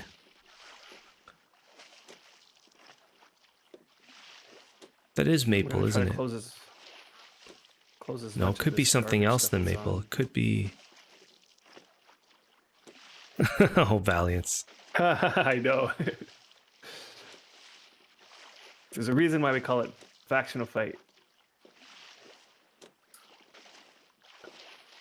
Yeah, so you'll have to wait until you leave the world. Oh, okay. All right, it's still looking like maple. Yeah, it's maple. Okay, so at least this one is showing me that it looks like maple.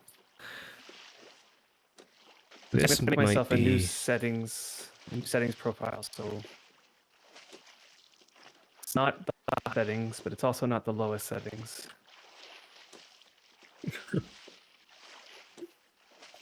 Valiant, you have 2 brothers and 3 sisters. Wow. So you know how that's a lot of siblings. So the update came out. We got our first update in a while. And in that update, we got new fighting window, or a completed fighting window. It is kind of new in the sense that, yeah, it has new functionality and it's a lot smaller than it used to be. To the sense of what do you guys think of it? Have you guys managed to play around with it? Well, if we wanted maple trees, we know where to go.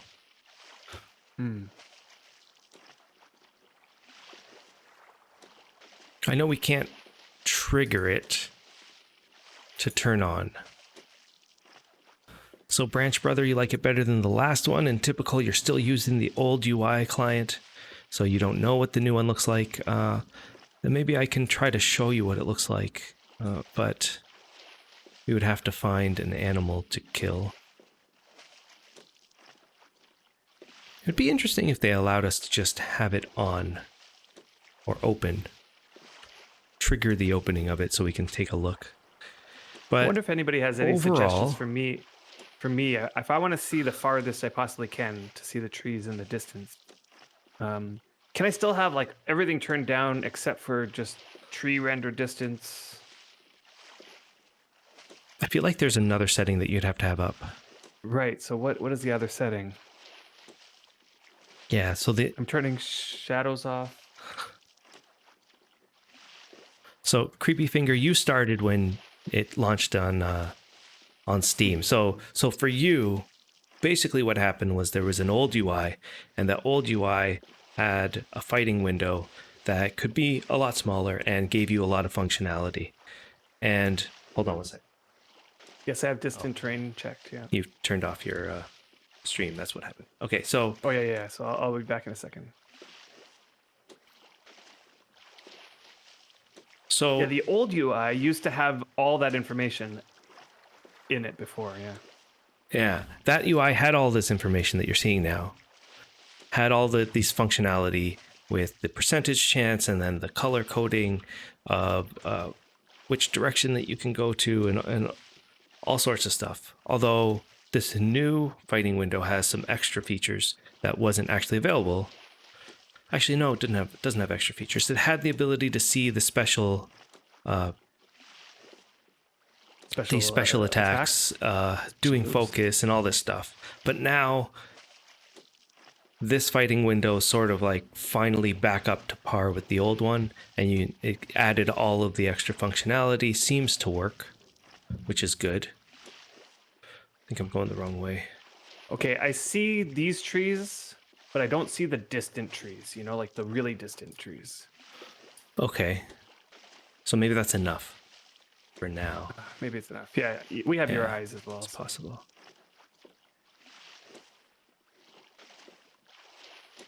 Yeah, so at this point, it has more functionality.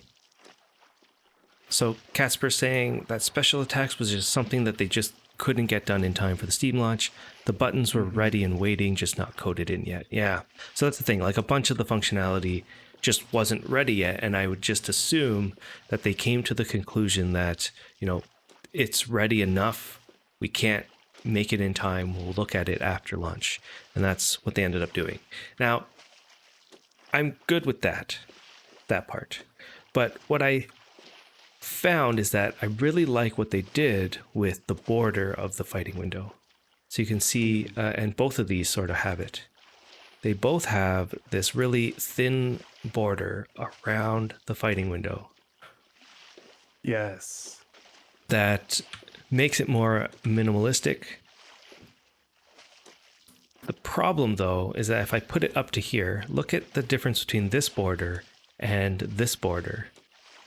Look how like thick this border, the border of the, for Adam's sake, for... Chat window? Not the chat window, but your stamina bar window, the profile window. Oh, okay, I see. It's even thinner, but yeah, thick. So they're just different borders. So, and then of course you see the chat window border, the window border here for the inventory. Quick bar border. Are you back up? No. Yeah, I'm back up. Oh, I need to share it up. Yeah.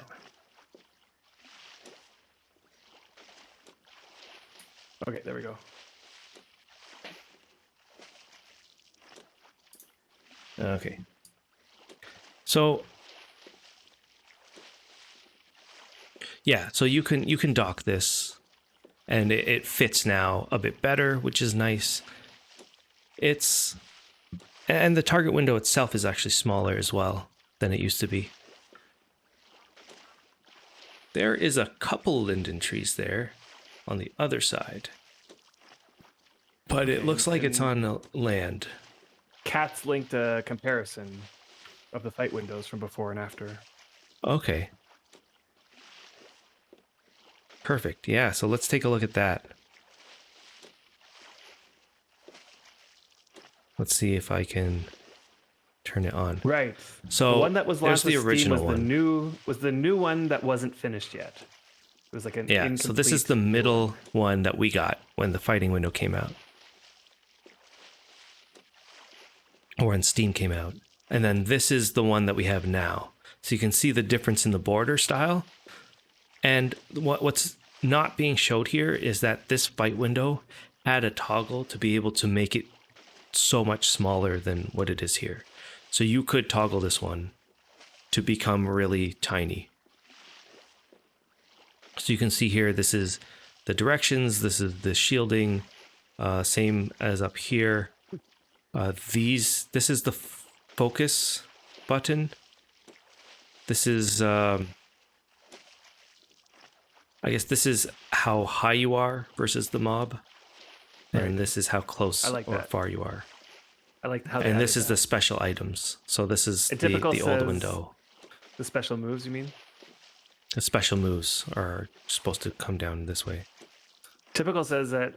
Well, that's the old new window and the new window, not the classic, because there's like there is a classic skin, but there's an old. It was a skin old version. Yeah. Right. It wasn't a. As far as I'm aware, I don't think it was like a different functionality. It was just a different skin on top of the same functionality. This was a complete redesign. Yeah, because the old one was like a grayish blue color. Everything was grayish blue. Yeah. Yeah, it was a reskin. And you could have both of these skins, the old and new, at the same time. Or not the same time, Coke, but like new Coke and new Coke. Yeah. So I would almost argue, Kate, this one is great. Like the borders are great. It's very minimalistic. I wish that then they would go around and add that same border to everything else in the game. Including the chat window. Yeah, the chat windows, even this window, which is really funny. This is actually a bit thicker and not the same color. I mean, I'm nitpicking at this one, but thank you. But it would be nice to have the same design for every single window. Mm-hmm. I mean, my guess is that they wanted to have that extra border to like switch between the light and dark versions. But I almost feel like that's not needed. Like, get rid of that extra colored border. Yeah, there was. We talked about it before. Oh, somebody's waving. Hey, wave. Hello, how are you?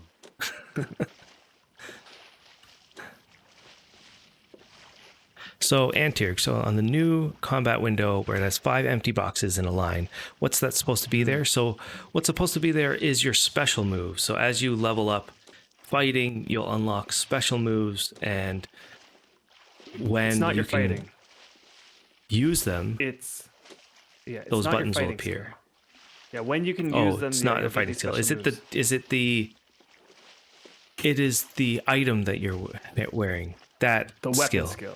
The weapon skill. Yeah. So like, for example, we're using staffs. So as we use our staff skill goes up, and it gets to a certain point where it unlocks special moves for the staff.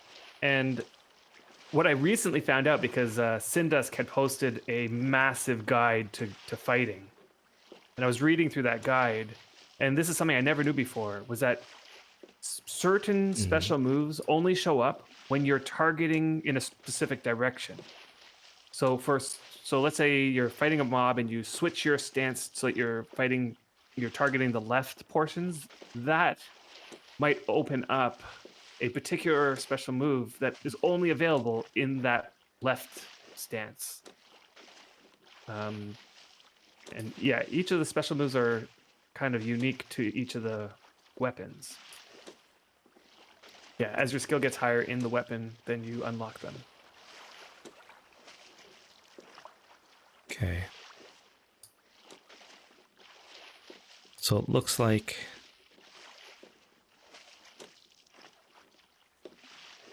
and there's a list of all of the special moves on the forum somewhere on the Wurmpedia. Yeah. So let's take a look. Actually, this one's the wiki here. I don't know if it's within fighting. Special moves.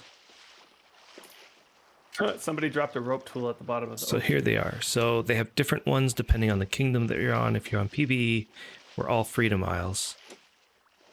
Okay, before I do that. So they separate them by the type of weapon. So slash, blunt, pierce, slash, blunt, and pierce. So let's say we're blunt. So we would go down to the Freedom Isles, and here's the you're gonna have to watch where you're going again. Here's the 6 items or special moves, and they kind of give you, I mean, let's go up to the top so you can see the titles here. The name of them, which stance that you have to be to get the option, the timer that it takes to I don't know, to say use the ability, the skill needed that you have, the difficulty that it will be, the amount of stamina cost. I guess it also has a drain after you cast it. What is the puke column? Will you puke? Yes, you will. You will puke. Turn left here. Yeah, so Antir asked the key question. Are these actually worth using, or is it more of a PvP thing? And the answer is, I think even in PvP, it's not even worth using.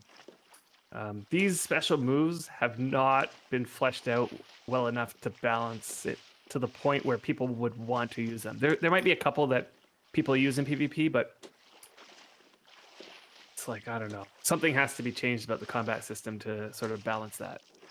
The combat system, I think we all know, needs some kind of overhaul. And we're hoping that when they do the overhaul, that combat becomes more... let me turn that off for you guys.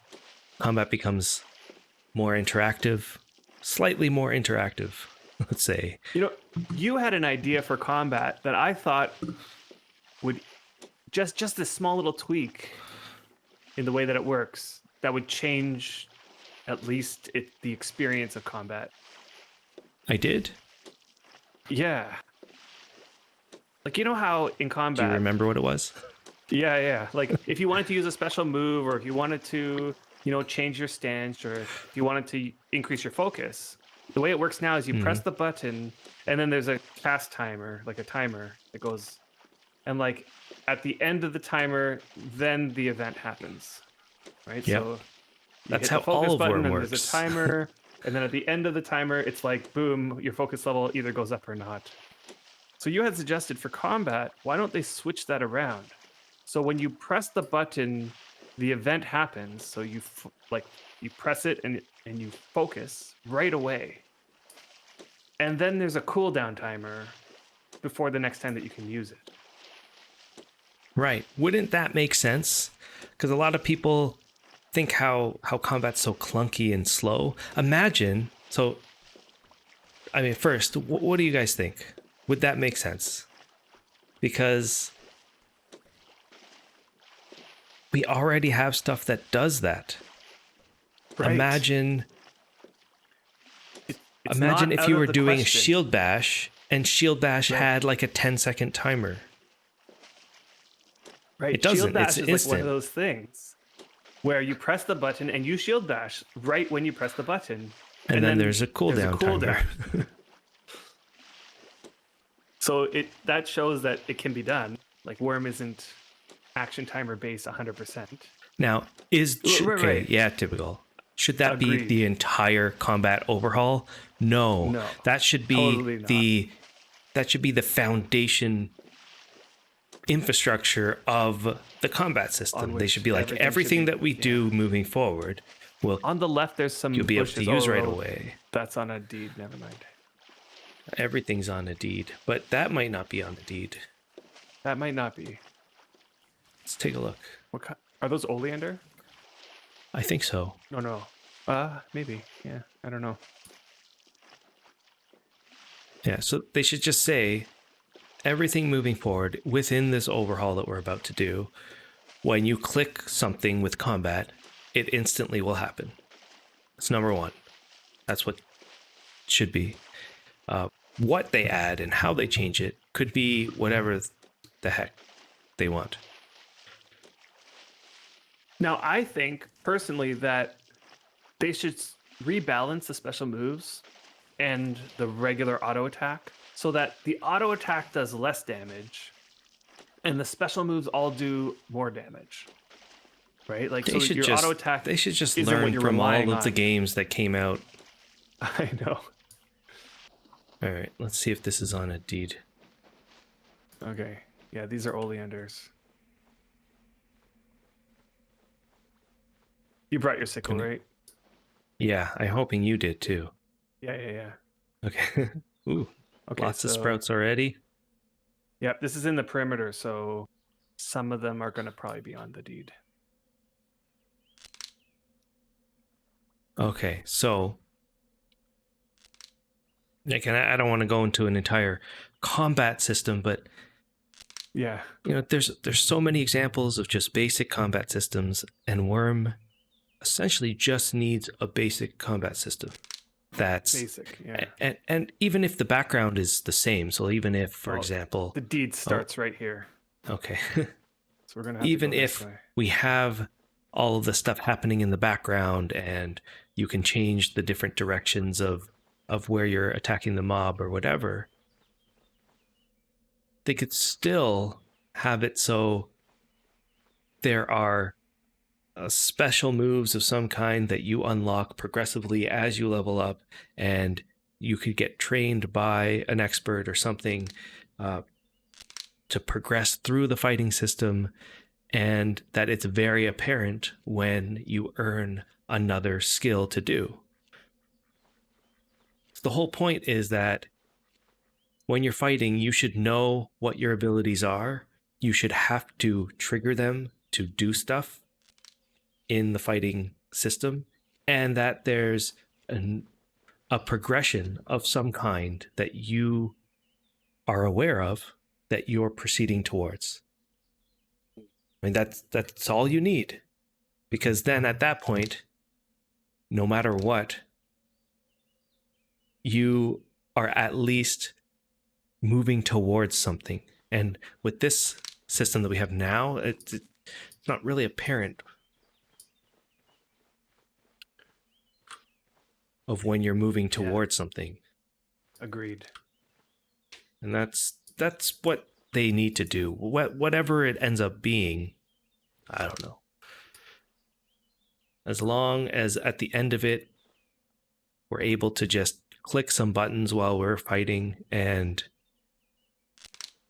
that the skill we're actually leading towards a progression that we're going to unlock some better skills, or else no one is really going to like it. Right. That was not enough oleander. If they just rebalance stuff, if they just... Oleander goes all the way behind this deed, by the way. So if we're wanting to keep going, we can. I didn't know the deed ended over there. It goes kind of around the deed. Around it, okay. Yeah. Oh, I see it. It's on the back of the deed. I see. Yeah. Like this is the somebody came into an oleander forest. Oleander forest, yeah. I guess it's not a forest, but like a field of oleander, and then they just deeded their place in the middle. That's all. Okay, is this the perimeter here? Oh, yes. Okay, this is the perimeter. Yeah, awesome. If they just slightly change the way, like... So... I don't know if you're Socrates or Socrates, but you're saying if it just needs to be animation for the different type of swings, there already are different animations for the different kinds of swings. Are there? I didn't know that. Yeah. The problem is that even if there wasn't, adding those, no one would have a different opinion on the combat system. Right. Everyone would have the same opinion. It's not going to, that's not the only change. Again, like the same typical was saying, like that one thing isn't going to be the thing that fixes it. Yeah. You know? So there's two parts to the combat system. In Zalbag, you're hinting on the second part, which is the enemies. So we can't just have a different combat system for us, for the player, right? If they made the changes and they gave us like buttons to press, skills to unlock, abilities to earn, going up and up and up the fighting scale, and making it really cool to do combat, we wouldn't enjoy it because the enemies themselves would act the same way. And so the second part is that they need to fix the creature system, whatever they want to call it, the creature AI or whatever, the movement of them, the way that they attack us, like giving them personality. Some of them have a little bit of personality, right? Some of the horses and the sheep and the deer, they run away from us. And that's a good start. But, you know, the creature pathing we all know is messed up. They got to fix that. Mm-hmm. But they just have to go through it, and like that would be part of what a combat revamp would look like. One, our progression through the combat system, and two, our the creature AI to make them more fun. And I don't know, has anybody played any other MMOs where they did it right?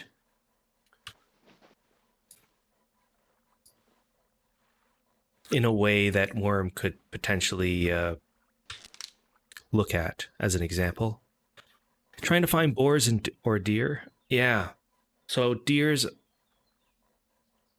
are definitely rarer than they used to be, for sure. Although I did find one the other day.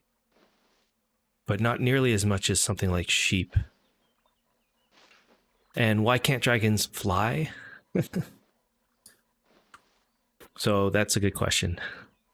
I don't know why dragons can't fly. They actually should. I feel like if they ever do a revamp, they should seriously look at all of the bosses, all of the uniques, and really take a look at... oh, I'm on someone's deed again. Right, I don't think that they can fly. They can't. They mentioned that they were going to make them fly at some point a long time ago. They just never came. Yeah. So, yeah, Xanderwild, gorillas. So there's a group of mobs for the longest time. So they were all unique to either a specific kingdom. I think it was a specific kingdom or something like that. And they would only spawn in that kingdom. So therefore, for the longest time when we played, we never saw a lot of those unique, their specific gods. It was something that made it so on the Freedom Isles, you would never see certain mobs ever, like the anacondas, like the and I'm losing the word, but like the gorillas. Yeah, I thought it was. It's not anacondas. I don't think anacondas are there. It's like hyenas, gorillas, the other ones.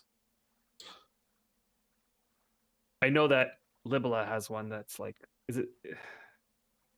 Then they changed it so that it used to be where we would never actually have the opportunity to see them, and then somehow it was changed, like the boars, so that they could now spawn on the Freedom Isles. I don't remember when that change happened, but there was like a long time where I also didn't know hyenas were a thing, gorillas were a thing, because we never saw them. So anacondas is... Yeah, it is one of them. And the gorillas were bugged. Okay, that makes sense. But, you know, they exist. They're not really, I mean, I guess because of that, they're not really used for anything, are they? Not that much anyway. Not as much as the other animals. Okay, I think we have enough oleander now. So I'm holding 22. You're holding 17. Okay, that's enough. Yeah, let's go. Yeah.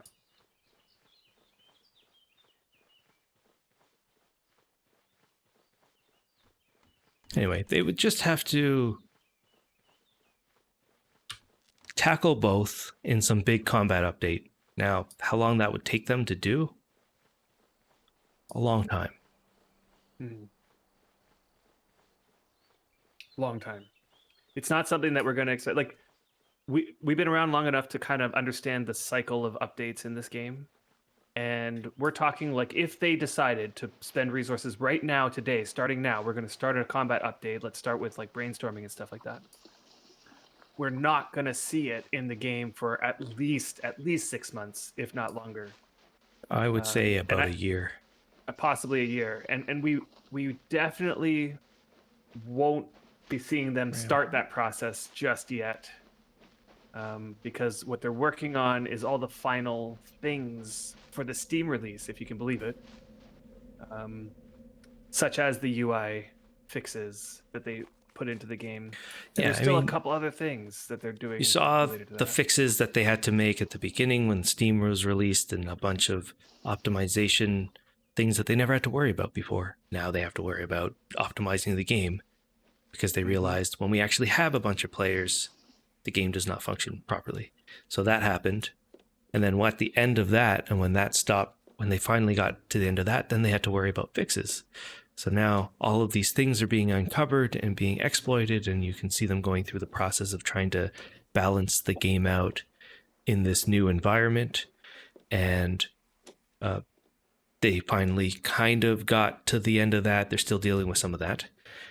You know, and just to comment on that one is, you know that Syndusk on his stream, he was showing an exploit that has been in the game for forever. Like most Wormians will have experienced this bug where you start an action and then you go to try to queue up another action.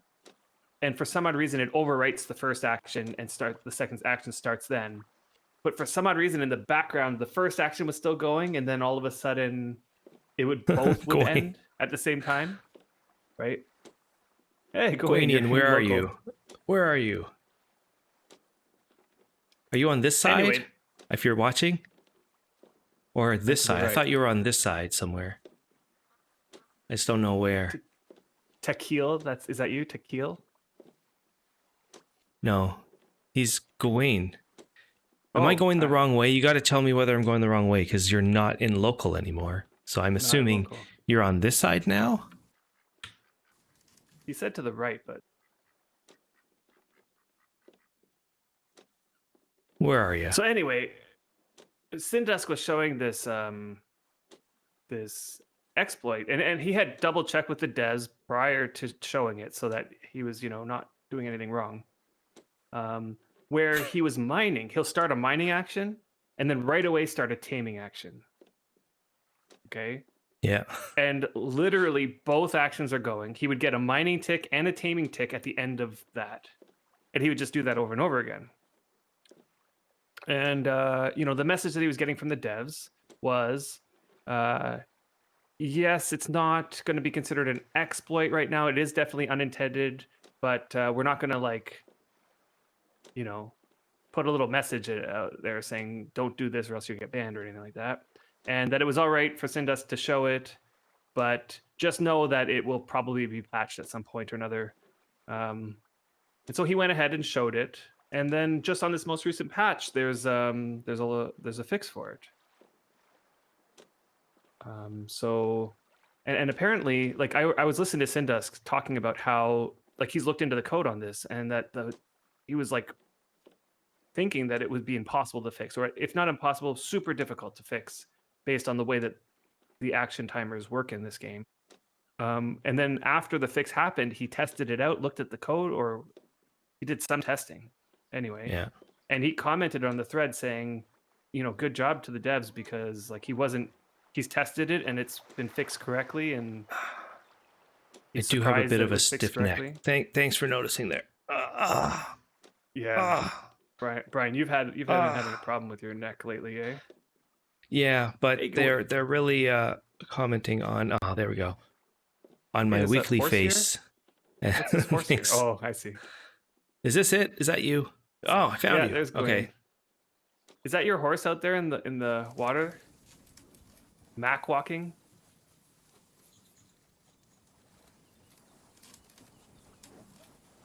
No. Okay. Whose horse is that? He's a named horse, and he's he's a chestnut, I think, or. Well, we'll see if it's branded, and we can take a look in a bit. Yeah. But so this is your place. Nice. You were doing some archery at some point. Yeah. Oh, so you have the apple trees. Yeah, you're in the apple tree forest area, it looks like. Isn't that wonderful? Yeah, we have apple trees near us too. It's yeah, so Gawain, how has it been being in an apple tree forest for lumber? Do you have lumber nearby for your feed? We're struggling with that. It's rough. Yeah. Yeah, it's rough. Where are we on this? Okay, you marked it on the map. Autumn's Rest, Gawain. Okay, so we're heading east this direction. It might be worth it to go this direction for a little bit. So do you know?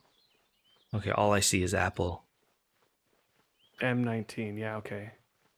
So yeah, Gawain, do you know if we headed east this direction, what does the forest look like in that way? Does it turn into something better?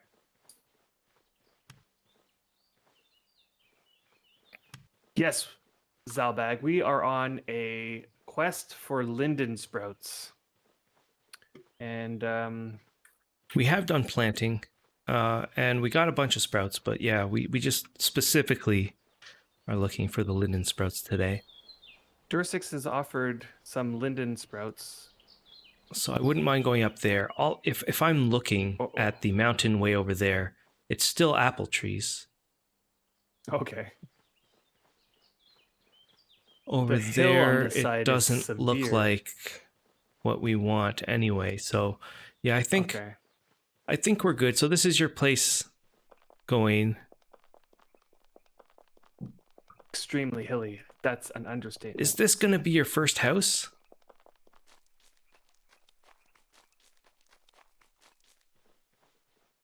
I guess this will be your first house when you finish it. Looks like you flattened this terrace up here. Yeah, you did a bunch of terraforming, so that looks nice. Yeah. That looks nice. This server is extremely hard to traverse. I'm pretty sure they probably did this on purpose, but it is super hilly almost everywhere you go. It's like the complete opposite to Cadence. Yeah. Well, that looks cool. Yeah. You did a lot of the terraforming, which is great. I mean, that's what takes a long time. if you put some effort into switching the trees, they won't come back. Like where we built the labyrinth, it was an apple tree forest, like a really massive apple tree forest. I'll be right back. We chopped it all down and replaced it with fir trees in the small area around the labyrinth. And what we noticed was those fir trees expanded and now has become a fir tree forest that is getting bigger and bigger. And the apple trees are getting completely overtaken by them. So you can change the type of forest. It took a lot of effort though. It wasn't just, replacing 30 trees or anything like that. It was probably 1,000 trees. We probably planted 1,000.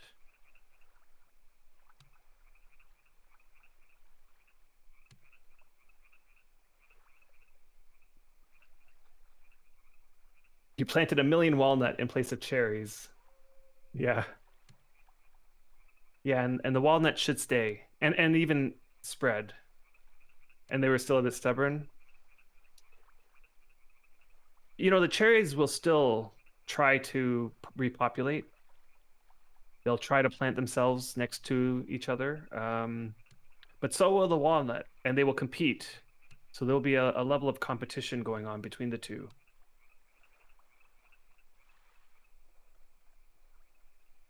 If you really want to get rid of the cherries, plant some oaks or willows. Those two trees actually kill the trees around it in a 3x3 gridded area around the tree. It'll just completely kill any tree in that area. Yeah. So as they spread, they'll push everything out. And Zandog, I wanted to touch on your comment. So you said that combat mechanics are dandy, but making the game, like the combat portion of the game, compelling, which is what you want, giving a reason for the risk reward to get into combat is what you'd like to see. Yeah. So that's sort of the part 2 of the combat system that they would have to create. Agreed. They would have to go back through the mobs in the game. And thank you so much, Gwanian, for showing us around. Yeah. Looks like you're going to have some time where you're going to need... Oh, you have a nice horse there. Nice colored horse. Let's check this Mac walking to see if it's branded or... And it wouldn't just be about giving the new animals something better to do, but it would be to add... Okay, so it is branded. Is it? I don't see any branding. Let me see. It's not branded. Can I lead it? I cannot lead it. You should be able to. Maybe it's not where it thinks that it is in the game. As the driver. Really? Hold on. Let me get out. Oh, yeah. Maybe that's why it's still there. Can't lead it. It's like a bugged horse. It's a bugged horse.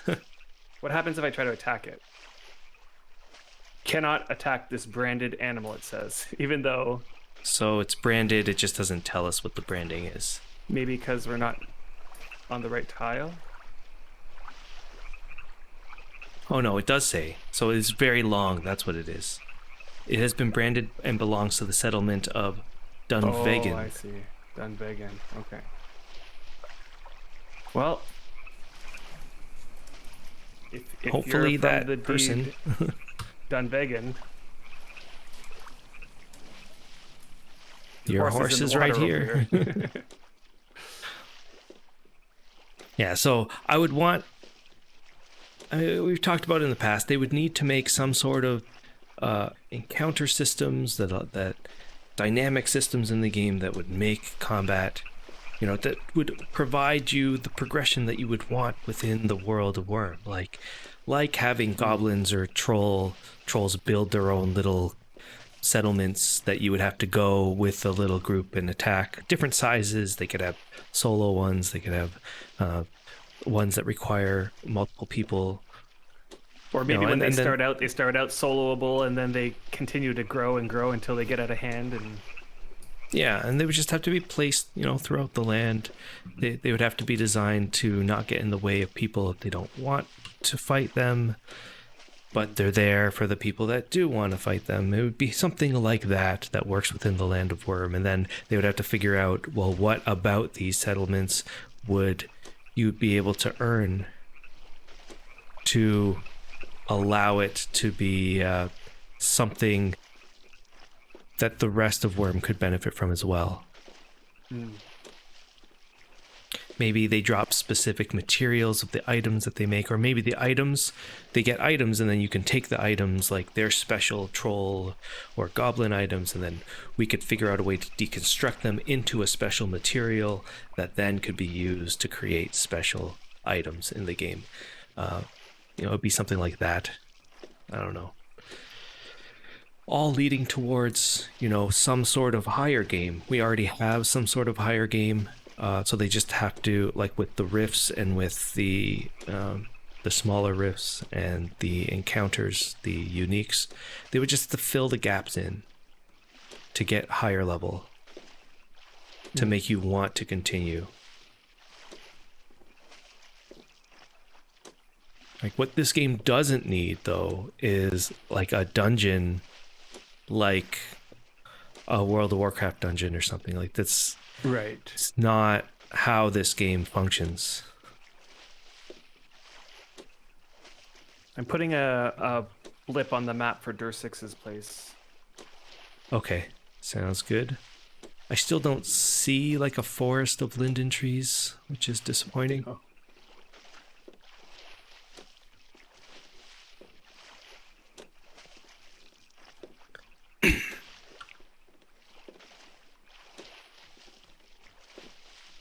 So I wonder where all those people got those linden trees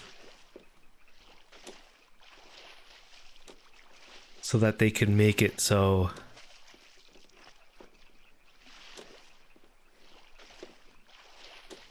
they could build their own little forest of them. I don't know. I mean, there might be some just like strewn about, just like how the oaks are.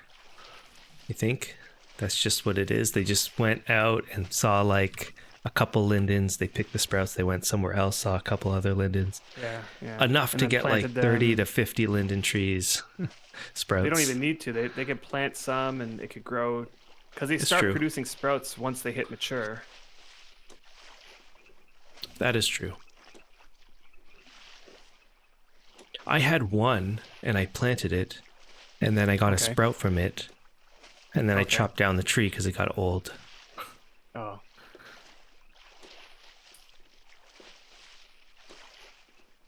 So there's nothing there. I don't see anything. Anyway. Where are we on the map? Are we heading north still? Oh yeah, I know where we are. Okay, we're coming to that little narrow.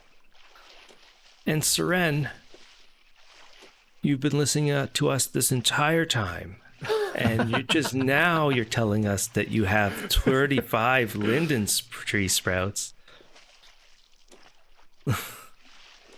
I see. You brought them from Harmony. See, that's, I guess, what people are doing on this server. Yeah. Oh, you had dinner, so you missed our whole conversation. Oh, no, that's not linden. That looks like walnut. Okay, well, if Dursix that's fair enough. is willing to give us, about 20, and Serene is willing to give us about 25, that should be more than enough. For sure. To account for like failing to plant them. That's right. Plant 9 trees, get a caster to cast wild growth, harvest 9 sprouts, regain faith, and repeat. And that would be perfect if we had a priest that had wild growth.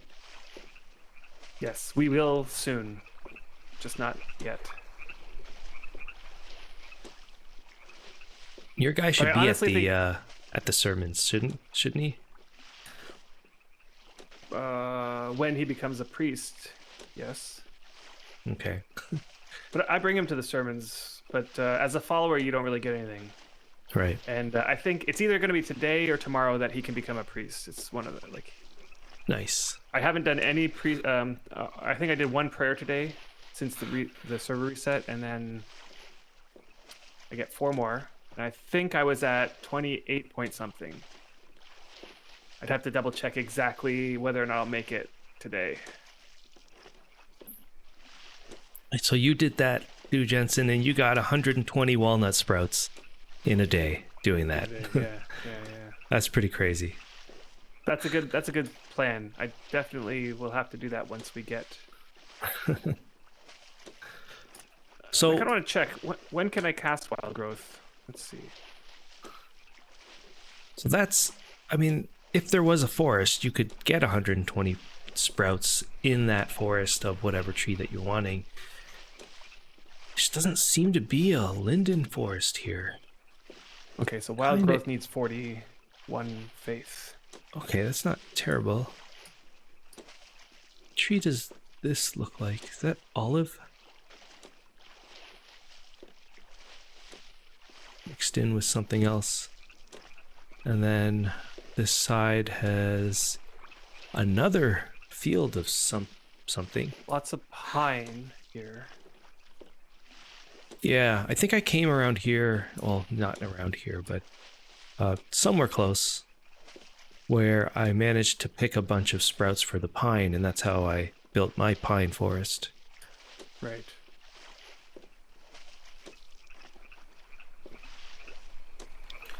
You'll have to remind me here if I'm going to end up going too far, because I want to get into a topic here. Yeah. So who has been following? So last week we brought up the article. Just to the left a little bit.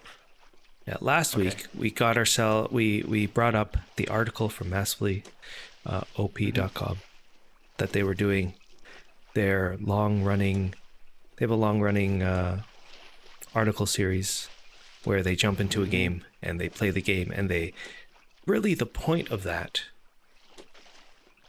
was to get people involved in the article. So like the point is like choose your adventure. It's like they were supposed to have put up a poll, and the poll would allow people to choose which game they're going to play, and then each article they would allow the reader to choose what they're going to do next. Now the problem is that I don't know what the history is, but somehow that the journalist or whatever, the blog guy, he decided, or somehow he got to play Wurm Online, and he's clearly a player that's never played a game like Wurm Online before and doesn't understand it, which is fine. You know, not every player understands Wurm Online or survival games or anything like that. Or there's a whole group of players. I don't know how old that guy is, but there's groups of players that don't remember what it was like to play Ultima Online, or wasn't from that era, doesn't know how to play games like Wurm Online, doesn't understand. They started playing games after WASD became a thing, and doesn't understand any other techniques or mechanics, and is unwilling to play a game like that. He's clearly a guy like that, which is fine, although I guess he still wanted to write the article. Which is, I mean, to me a little weird, because if you're going to write an article, you better go in and you better do some sort of research. And a bunch of people brought up this point where, yes, it's supposed to be like this way, like this. Yep. Yeah, it's even more left. It's like over by that clay, I think. If you can see where that is. Okay. Like here? No. That's left, the clay? Left. Really far left. No, not that clay. Like on the other side of the thing? Yeah, I don't see clay, but okay, I'll just point it this way. It's even more than that. It's too far for me to see if there's clay or not, I think. So this guy wrote, we brought it up last week that he wrote the first article, there was some issues, and then he came out with the second one, and I guess somebody posted on the forums that this guy was writing article. The second one was pretty much what I thought would be, but probably a bit worse than that as well, because even though he doesn't like this type of game, and he was really showing it within the articles, that like he was bringing his bias towards it, which was, fine. Every article has a bias, and his bias was, I don't play these types of games, and when I go into it, I don't understand what I'm doing. That's basically what the article was saying, like every paragraph. And the problem, what everybody had was, then he tried to learn the game and came to the wrong conclusions of stuff. Like what everyone was harping on was that at the very beginning of the second article, he said he came to the conclusion that he needed charcoal in order to make a forge or to light a forge or something. Okay, I just realized I was wrong. You actually have to go right. We still have to go through the narrows. Okay. Yeah, right there. Yeah, perfect.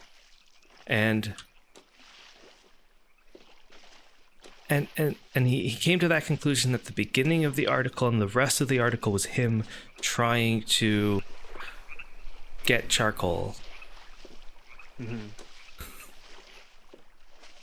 to start a forge or something like that, because he didn't realize that I guess you could just have a campfire, which is fair because you don't really get to know that anymore in the tutorial. Right. I think that he thought that he needed charcoal in order to fuel the forge. Okay. Right. And you're right. You're right, Katz. It is a painful read for players that like Wurm. And it's hard to look at it objectively, and that's why I think a lot of people became very what's the word? They wanted to express their anger, I guess, or they got upset and they want to express it. Yeah. And I mean, has everybody read the article? The second one, anyway. Because I think I read the first one last stream. Yeah. And we were trying to figure out some sort of constructive criticism that he had that would allow Wurm to make the game better for new players. Right.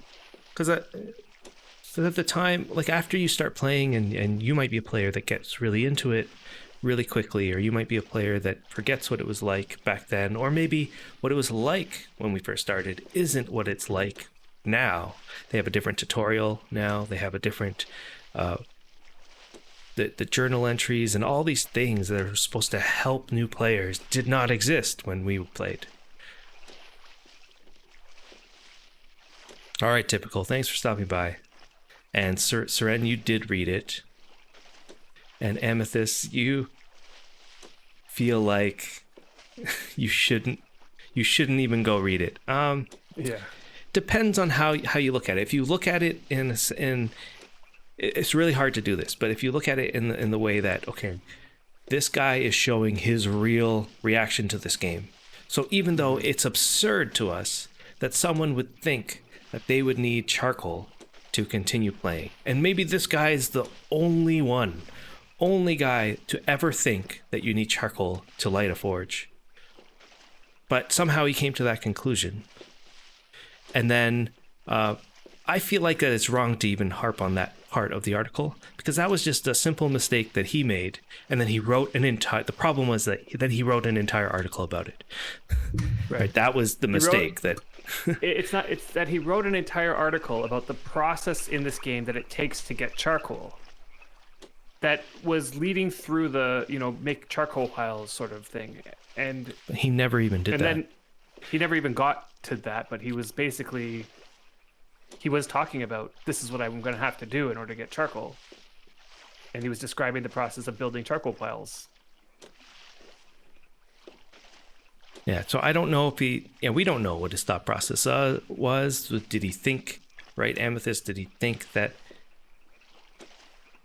it was the way that it worked in real life? Did he read something in the wiki that came? It doesn't actually matter, to be honest. What really matters is, am I going the right way, first off? Left a little bit. Hug the left side. Hug the left side?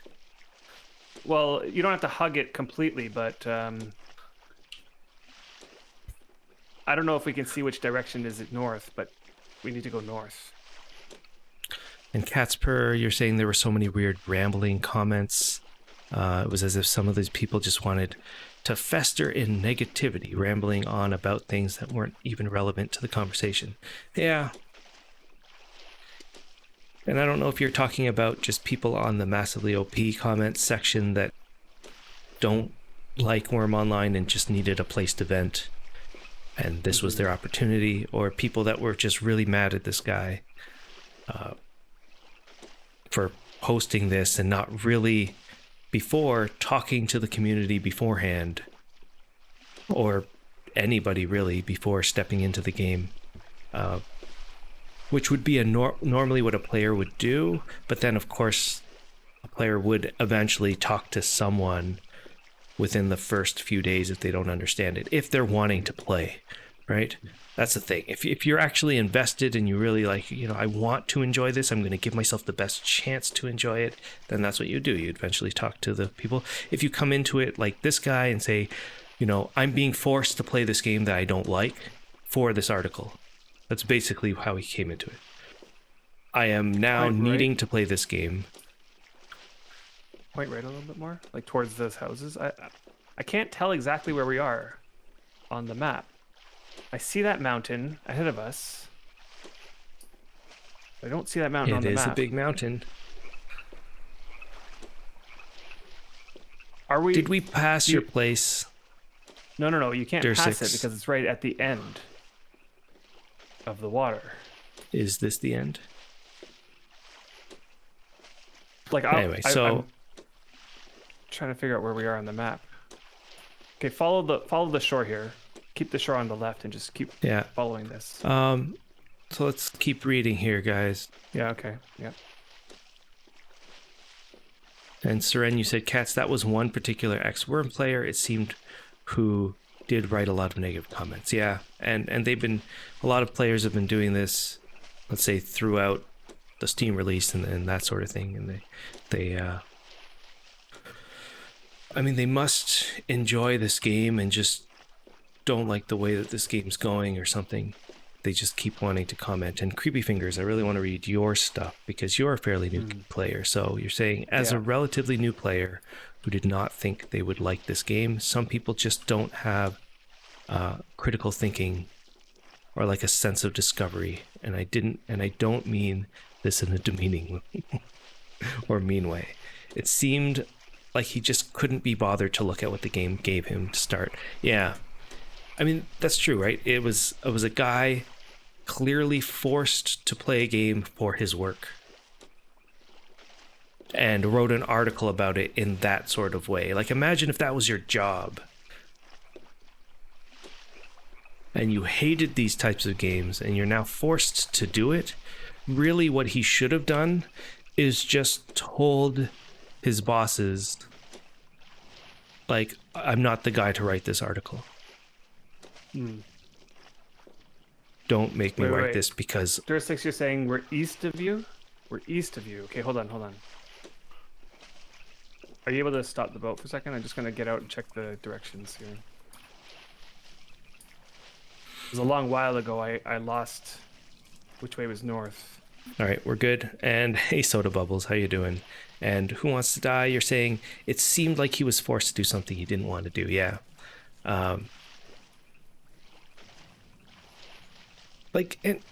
It's his job, right? So he had to write it, but I don't know why he was the one that had to write it. Interesting. And you're saying exactly the right thing, Red Viper. You're saying, that if I was a movie reviewer and didn't like horror movies, then I got assigned to a horror movie and didn't like it. Is it the horror movie's fault for being bad, or is it my preference? And that's exactly what happened. Right? If you were a person that hated horror movies and your job was to review horror movies, no one would read your horror movie review. Because the people that do like horror movies would just hate your opinion on everything, and that's exactly what happened. So what happened here? Okay, so the boat was facing south. Like if you look towards that clay tile, the 4 clay tiles there, from where you are, Yeah. that's south. So somehow we're going north and we completely turned ourselves around. So now we're facing south. Now I'm trying to orient myself. So which way is So which? did we pass So you, Dursix? Do you recognize any of what we're seeing? So, you know, on our map, you see where Zandog's village annotation is? Yeah. So, my guess is We that went into that little somehow crevice. we're looking. That's my guess. We're in there. We're somehow in that crevice, like up in the top right. So, we need to go west. So, come into here and I'll follow the shore.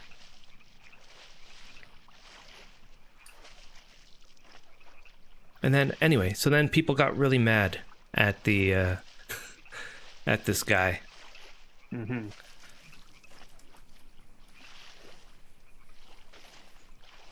So yeah, if we go straight here, and then towards that sand on the other side, and go around that corner there where that oak tree is. Thank you, Bantha. We're around H21. Yeah, that's where you thought we were. So we got in here. Yeah.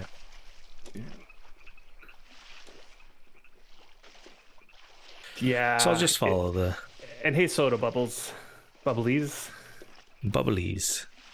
Yeah, it was painful to read, and like the whole way you're just like thinking like, if only I could just give this person a piece of advice right now, like that would help them. Yeah. That's all I was thinking anyway. But in the end, right, he's reluctantly playing this game, and therefore, like, if you've ever reluctantly played a game, let's say your friend really wants you to play a game, and then you start playing it, and the whole time you're just like, why am I playing this game? Like, I don't want to play this game. And that's essentially the mindset that he had, which is completely legitimately fine if you are not a journalist, writer of a blog MMO. Yeah. The problem is that he's a journalist for a relatively popular MMO website. It's actually not that popular anymore, but it's there. It's not that popular, but it's there. It's like... Does anybody know the history of Massively? Because Massively has been around for a long time. Not in its current incarnation, but it used to be owned by AOL, of all people. Do we want to kill that bear? You're really going for that bear. Yeah. So it used to be owned by AOL, of all places. And I need armor. Okay. And it was a fairly big website owned by AOL. It came after me first. So here's the fighting window for everybody to see. So you've got the green areas. If I go up to the top, see how my animation changes. So now I'm holding the weapon up here. If I go down to the bottom, let's say the bottom left, all of a sudden my animation changes. I'm holding it to the left. So the animations are there. Oh, that didn't last as long as I thought. We're getting better. Okay, get on. Hold on. Okay. Yeah, and I guess, Katz, you remember back in the day, this was in, let's say, the 2000s, when the late 2000s, when they had their own Massively village somewhere in Wurm. They should have gotten somebody from that team to do this. They don't exist. So what happened was, after a while, I can't remember when, AOL, like the website was, I guess, not doing well, and there was a shift so that MMOs weren't as prevalent as they were as before, and AOL decided to drop the website and fire everybody. So that just happened like that, I remember. And I had at least one friend that worked on that website, writing articles. And was that Bo? I guess some of them, it was Bo Heinemann. So he's still around somewhere doing some stuff. I haven't really talked to him in a while. But yeah, you met him in Vanguard, right? I met him in Vanguard, I believe, yeah. And so then he did a Vanguard podcast back in the day. I don't know if anybody remembers. God, you would have to have played Vanguard, liked Vanguard, and then went to the specific website which had podcasts. And he did a podcast called "The Voyages of Vanguard," and he. Oh, and you're saying, Charger, that Sean Schuster was running Massively at the time. Yeah, and then Massively was great. I used to go to it a lot. And then I don't know who took over, but once it got let go and they took down the website, then somebody or some part of the team decided we're going to continue this independently and create massivelyop.com and try to get our previous audience over to our new website, and we'll run it ourselves. And so Massively OP is just that. They created a website. It still looks the same as when it was created back in whenever it was. But they lost the history of all the previous articles, which kind of sucks.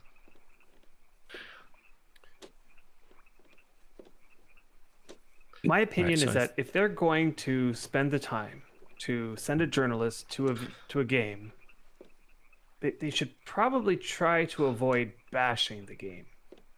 You know, like you would think that they would know enough at this point as a journalist to be able to come up with constructive criticisms of a game. Constructive, yeah.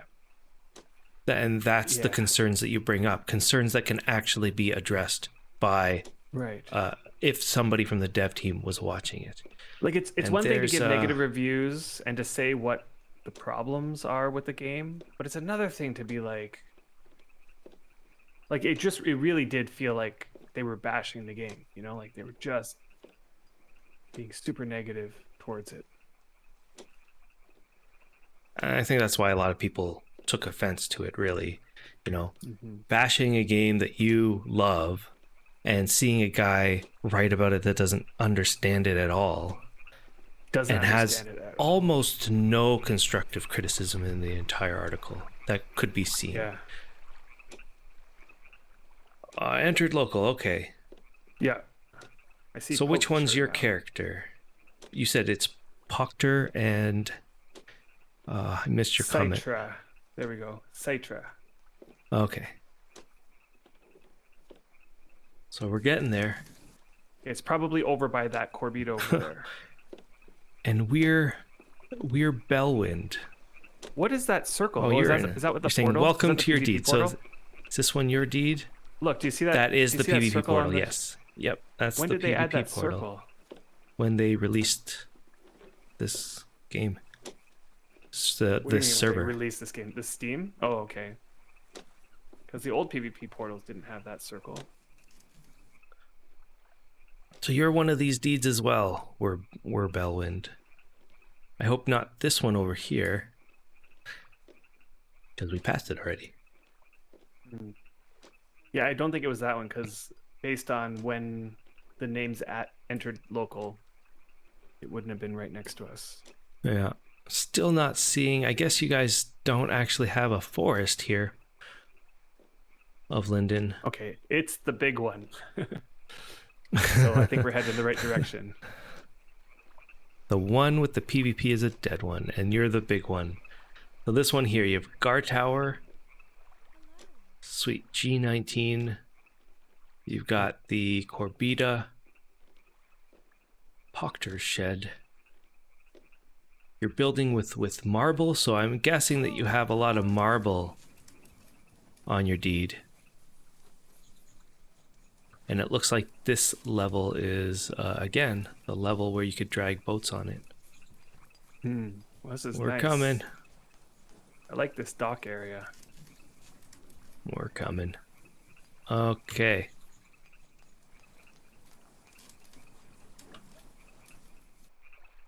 You got traders. You guys are nice. Horses, G19. Cat Trader and a Zen Corp merchant. horses. Let's see here. Whoops. We want to see what you have. You have nothing. Oh, you're already trading. But yeah, it looks like you guys have a lot of marble, isn't it? True. Got the marble floors. You got lucky. Oh. Hello, how are you? Hello. Oh, you're building a second Corbita. Got a second one going. How much is left, or is this like a brand new one? Fairly new. Oh, this road is too steep. How are you? Oh, Proctor. Hello. You how are the you? mason. This is very nice. This is gonna be beautiful. I can see the design. Man, look how high up this place goes. Looks like you guys got a lot of land, and you're really Yeah, and you must going have nice towards oleander forest nearby because this is a lot of oleander hedges. Or you took the oleander from the forest we passed. Yeah, maybe. Is that what happened? So you're still working on goods, mostly horses at the moment. Okay. And what are you guys specializing in? Like horses? What are the other one? Masonry. I'm guessing because you want you want your houses to be built up. Is this leading out of the deed? Oh no, it's not. I found the horse ranch. No, this is all their deed. This is humongous. Wow. Mason and carpentry right now? Okay. And there's a farm back here too. Does your deed go all the way to this building out here? Holy. Wow. And up here is something. Wow, you've already flattened it, so looks like you got plans. Yeah, so why do you not have the second floor up? Is it you're waiting for your skills, or you're waiting to just build the second floor? And there's your farm. Wow. You guys deeded a lot. This is humongous. But you guys are using a lot of the land, so this is awesome. I don't know if you can see, but yeah. If you keep coming, where I see you. Did you? Yeah. You see me? I see you. So this is the end of the deed over here. Where the marble ends? Where the Thank you, Reganation. Yeah. The Adam cam is showing the Yeah. It's like all the That's way awesome. Here. Holy crap. So I feel bad that so if you want to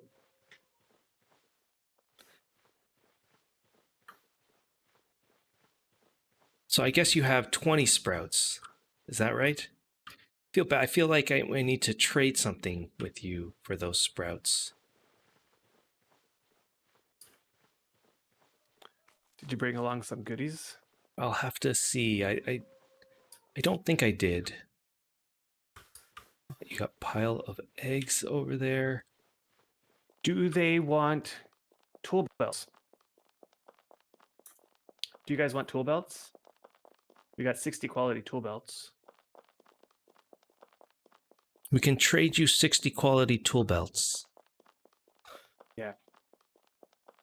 Unless you've already gotten tool belts. More. Unless you already have them, yeah. How are your tool belts, guys? You would like that for sure. Okay, that's good. Awesome. So let's do this trade. So let's find a good spot to do the trade. Right here.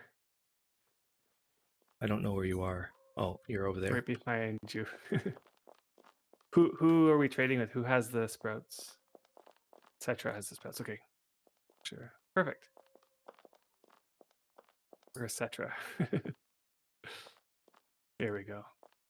Okay, so I mean we'll just give you I don't have the tool belts on me, so I'll just give you My could tool do belt. the ones we have. Yeah. Because How we about just that? go home and grab more tool belts from the shelf. Ooh, 45. Wow, so much more than. Nice. Thanks. Thank you so much. So there you go. My tool belt was actually a 70 quality tool belt. I can't carry. Okay, hold on 1 second. Okay, I will solve when you that finish the trade, problem. I'll trade you my tool belt as well, so you have 2. Okay, we'll have to do that one more time. Let me put that away. No, this is good. Thanks. That's a good amount, I think. Yeah, we will be failing for sure. We'll be failing, yeah. There we go. Okay, and Adam's got a tool belt. Who wants the other tool belt? Mine is unfortunately only a 60 quality tool belt, but I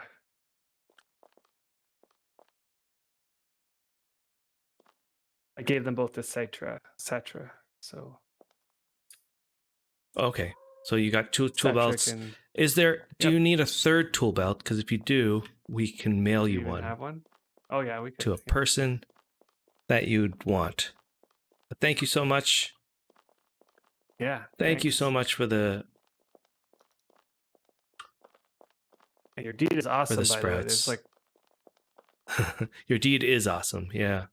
I want to see how wide it is because it goes back real far. It looks like it's really wide too. Well, just give us a character name. Okay, it's up to here. And we will send you one. Because this helps big time. Like, imagine how long we would have to spend to get these linden sprouts. I know. This makes it actually maybe possible that we could do this before the end of the stream. Yes. I almost feel like we have time to get back. Maybe start planting. Planting, and then we would have to leave because we do have something, an appointment we have to go to. Yeah. Whoa, I'm going the wrong way. I'm going to fall to my death there. Okay, so let me write that down before. Okay, so Proctor. And it might not be right away, since we do have to go out, but it will be sometime when we get back. Today, probably. Yeah. All right, guys, let's make our way back. Where is my boat? Thank you so much. Thank you so much. Yeah, thank you.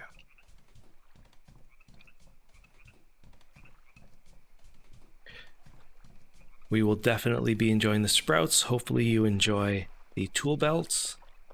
Mm.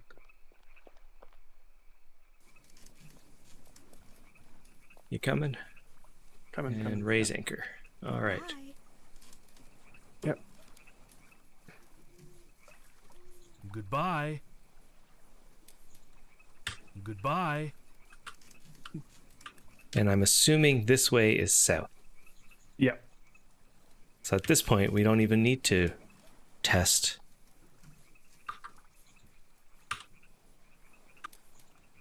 Yep. And how's the weather I think here? we have enough.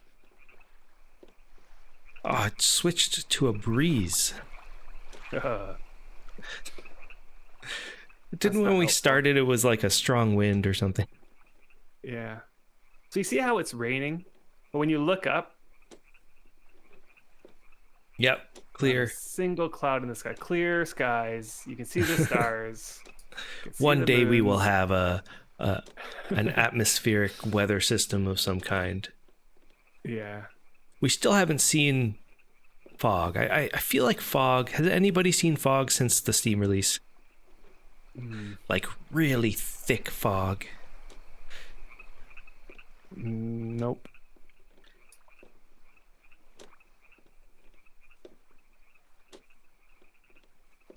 Anyway, thanks so much.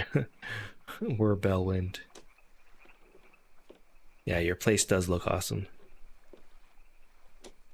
Yeah, we want the fog back again. I know. We've had a few fog spiders on our deed, though. Yeah. Does anybody remember? I mean, I guess for the people that don't remember, fog spiders are something that was added to the game for the head GM that sadly passed away, Oracle. You remember Oracle? Yeah. Mm-hmm. Oracle used to say something like, "Oh, if you go onto the forum, or if you go onto the Wurmpedia, it actually says it." So there's something that we can does do. it? So if you look up fog spiders, Under fog spider. so it says, Fog Spider was introduced into the game in late 2015 to honor former Game Master Oracle. He was known for teasing players in Kingdom Chat with warnings about then fictional fog spiders and then setting fog to near blackout levels. So they added the little fog spider into the game for Oracle. Look, it's a turtle or a tortoise. Don't see many of those. Did you catch Missio's stream where he had his bar opening? I saw some of it, that's for sure. And it must have been Willow who was over there causing mischief, turning everybody into tortoises. And then there was at one point there was like this Congo line of tortoises just walking down the area. It was great. Like just one tortoise started walking and everybody just followed, and it was this massive line of tortoises. I had to miss it. That week was terribly, or that night was terribly bad for my work. Still think about it. Yeah, it was that bad, unfortunately. But yeah, so now that we're heading back, there was a topic that I know you wanted to talk about, Adam, in the past. So we had a long time ago in our previous stream, we used to go through the forums and look at suggestion forums and brought out suggestions that we really liked into the forum. So this is a good opportunity to bring up one that you particularly grabbed from the forums. And I don't know, how about everybody else? So this is a good opportunity for you guys. And wow, thanks so much for the Prime sub there. Yeah, so all of you guys, if you had something that you wanted to, a suggestion that you wanted to add to the game, what would it be?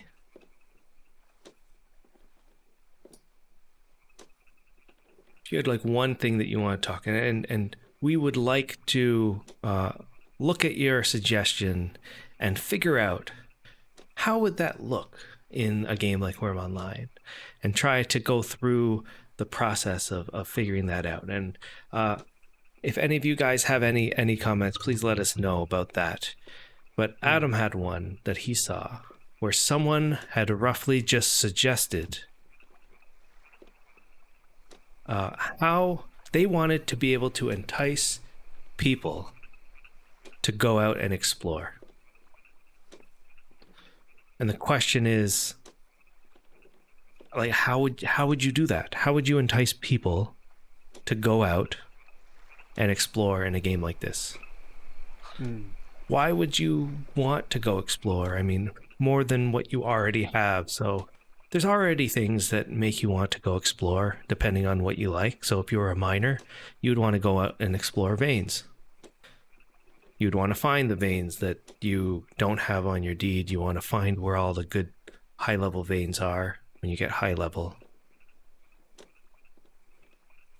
But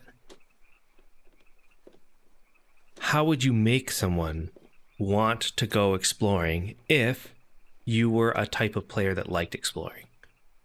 Because this game doesn't really reward you for exploring. Almost at all, like hardly at all. So now you had taught me this. So what? Yeah, no, go ahead. What were your thoughts on that? The suggestion that was made on the forums, like, I'm not advocating for what they suggested, but it just brought, like, it piqued my interest because they were trying to think. They were basically first not complaining, but just suggesting that it's a problem with exploration in this game, that it's much more rewarding to stay on your deed and just continue to grind your skills rather than go out and exploring. And they were saying how much they love exploring and just seeing other people's deeds and just seeing what's around in the area. That they love that portion of the game, but every time they do it, they feel like they're missing out on the time that they should be spending getting their skills up. So their suggestion was to somehow add a skill gain associated with the exploring.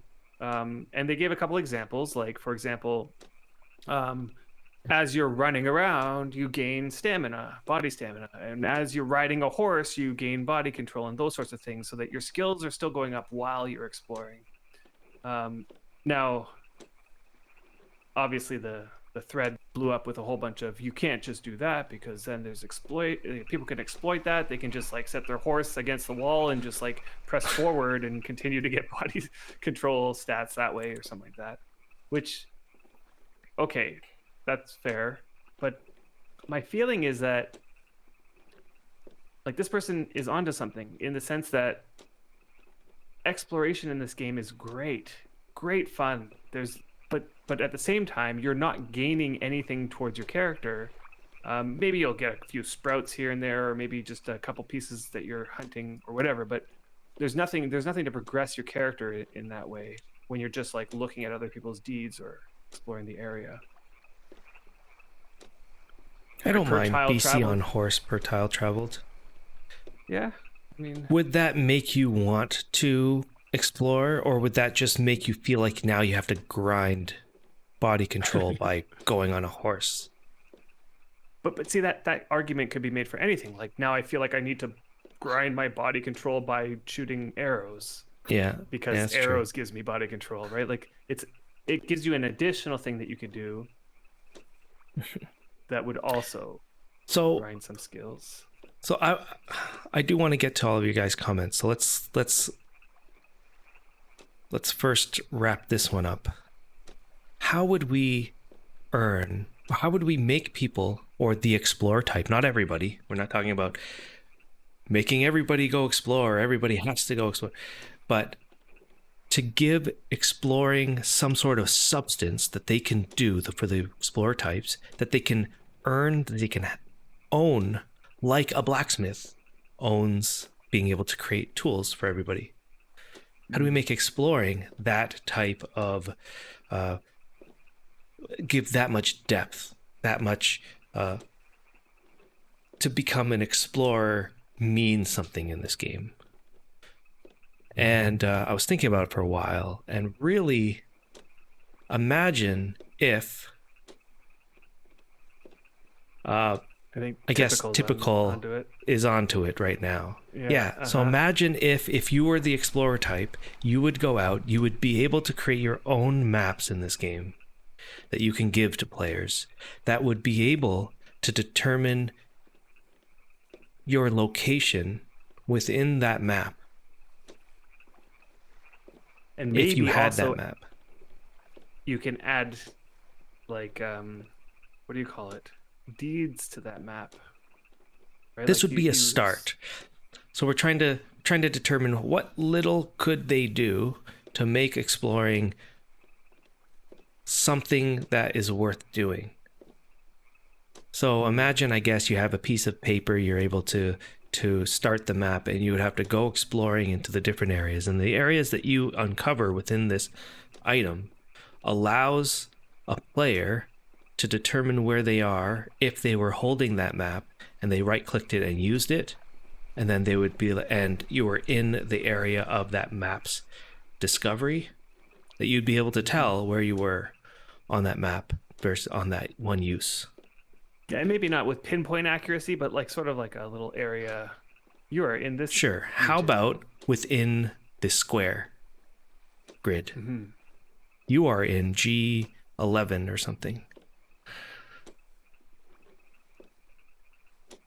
Or maybe the map could be more zoomed in to be like a map of a square grid. And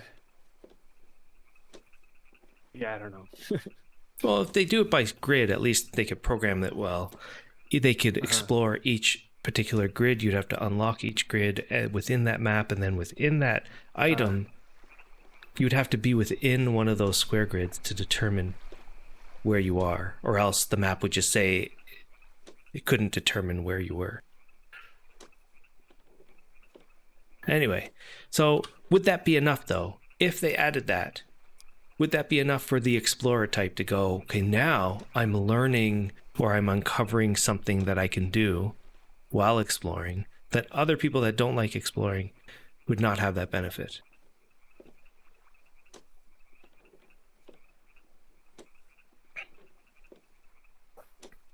Maybe. So I'm going back just a little bit in the comments. Katz is saying, my problem with exploration is that regardless of where you go, it all looks basically the same, other than the differences of deeds.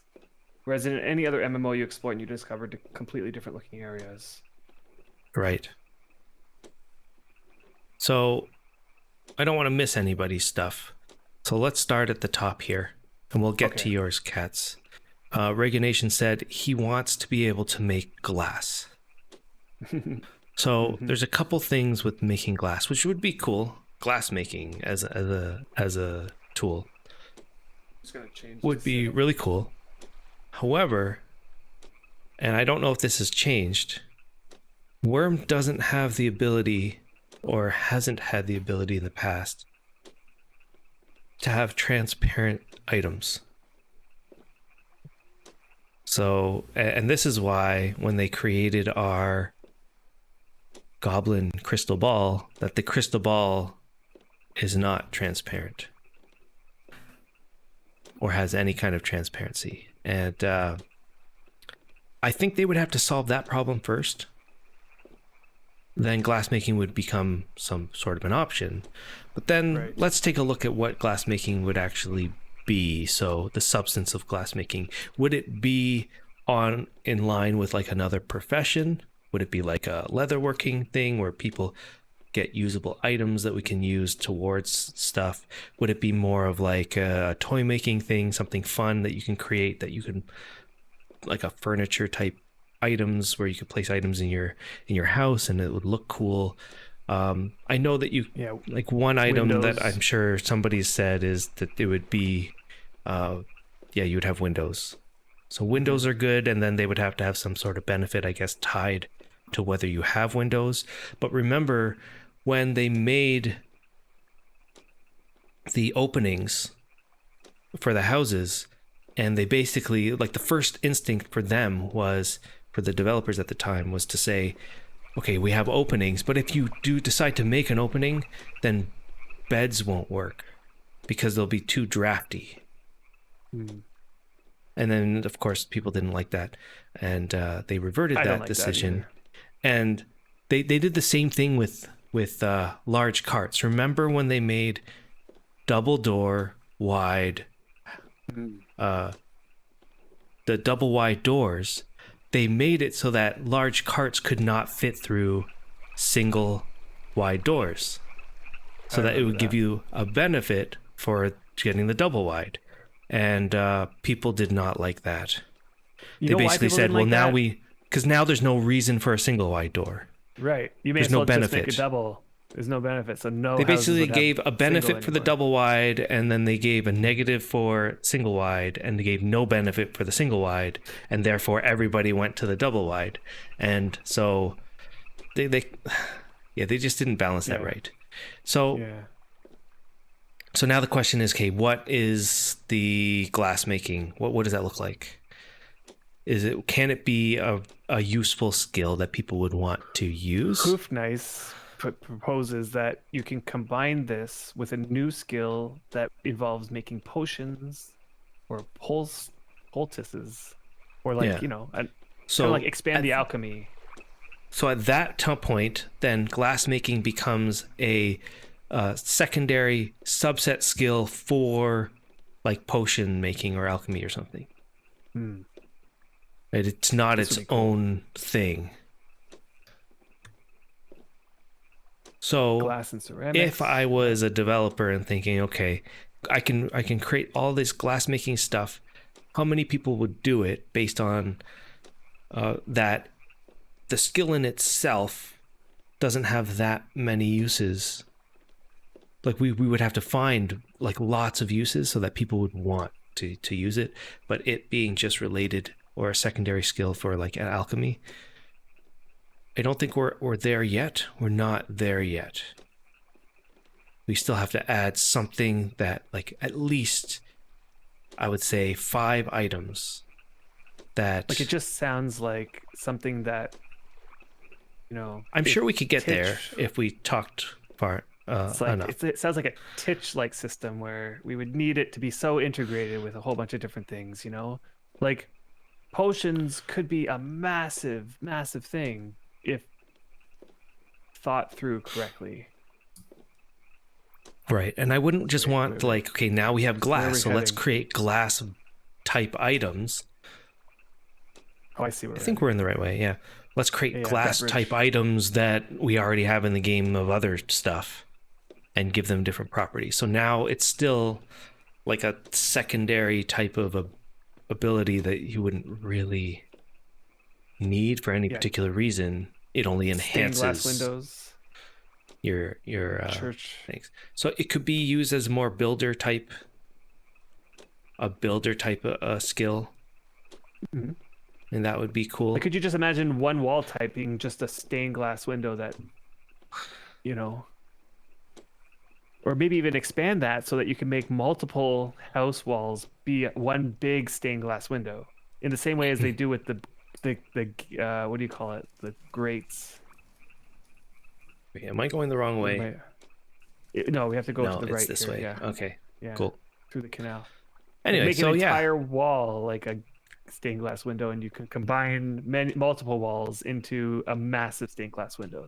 I wouldn't mind seeing how that type of profession could develop into something that's extremely useful for glassmaking, because I know a lot of people want something like glassmaking, but I don't want it to be something that I don't want it to be something that just turns into another, I don't know, coal making, like 5 or something. items, right? Yeah. So glass blowing plus jewel smithing to create faux gems that priests could use but have a lesser benefit. That'd be really cool. Yeah. All right, or let's maybe move on. add additional things for gems, decorative things. Yeah. I mean, that's an entire thing that we would want, or suggestion that we'd want in total, which would be being able to, like, I'm surprised, I don't know if anybody said this yet, but I'll say it after. Okay, typical, yeah, you want the merge PvP and PvE. I feel like they did that already, and it did not work. Antier, drag multiple items out of BSBs and FSBs at once. Highlight multiple items, drag them out. The same menu pops up when you enter the number to pull out. So you want different types of items at the same time, being able to drag them out of a BSB and FSB. Like, let's say you have some planks and some shafts, and you want to just be able to grab both and just bring them into your inventory. And then you say 10, and then it gives you 10 of each one. Something like that, I'm guessing. That would be nice. That would be a nice little change. Over the years, they've changed the BSB way of, bringing stuff out, but it's always been clunky. I don't know if you know this, Antier, something that you might know, and I don't know if you have to turn something on or off, but if you hold shift and enter down, and then you drag out of a FSB, for example, or BSB, into a pottery bowl or your inventory. This is a trick that I think you did, Adam, for hot food cooking. I don't know if he's told you that. Oh, no, that's separate. You're thinking of two separate things. I'm thinking of two separate things.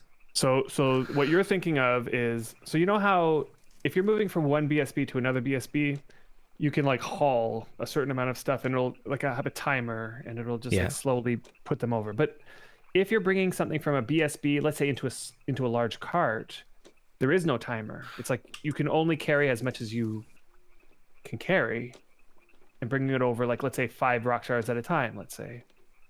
But if you hold shift and enter together, and you drag the rock shards from a BSB into a large cart, it will cycle through the menus. It's a little bit finicky, but you kind of have to press enter at the right time, but it'll cycle through the menus so that you don't have to click send every single time.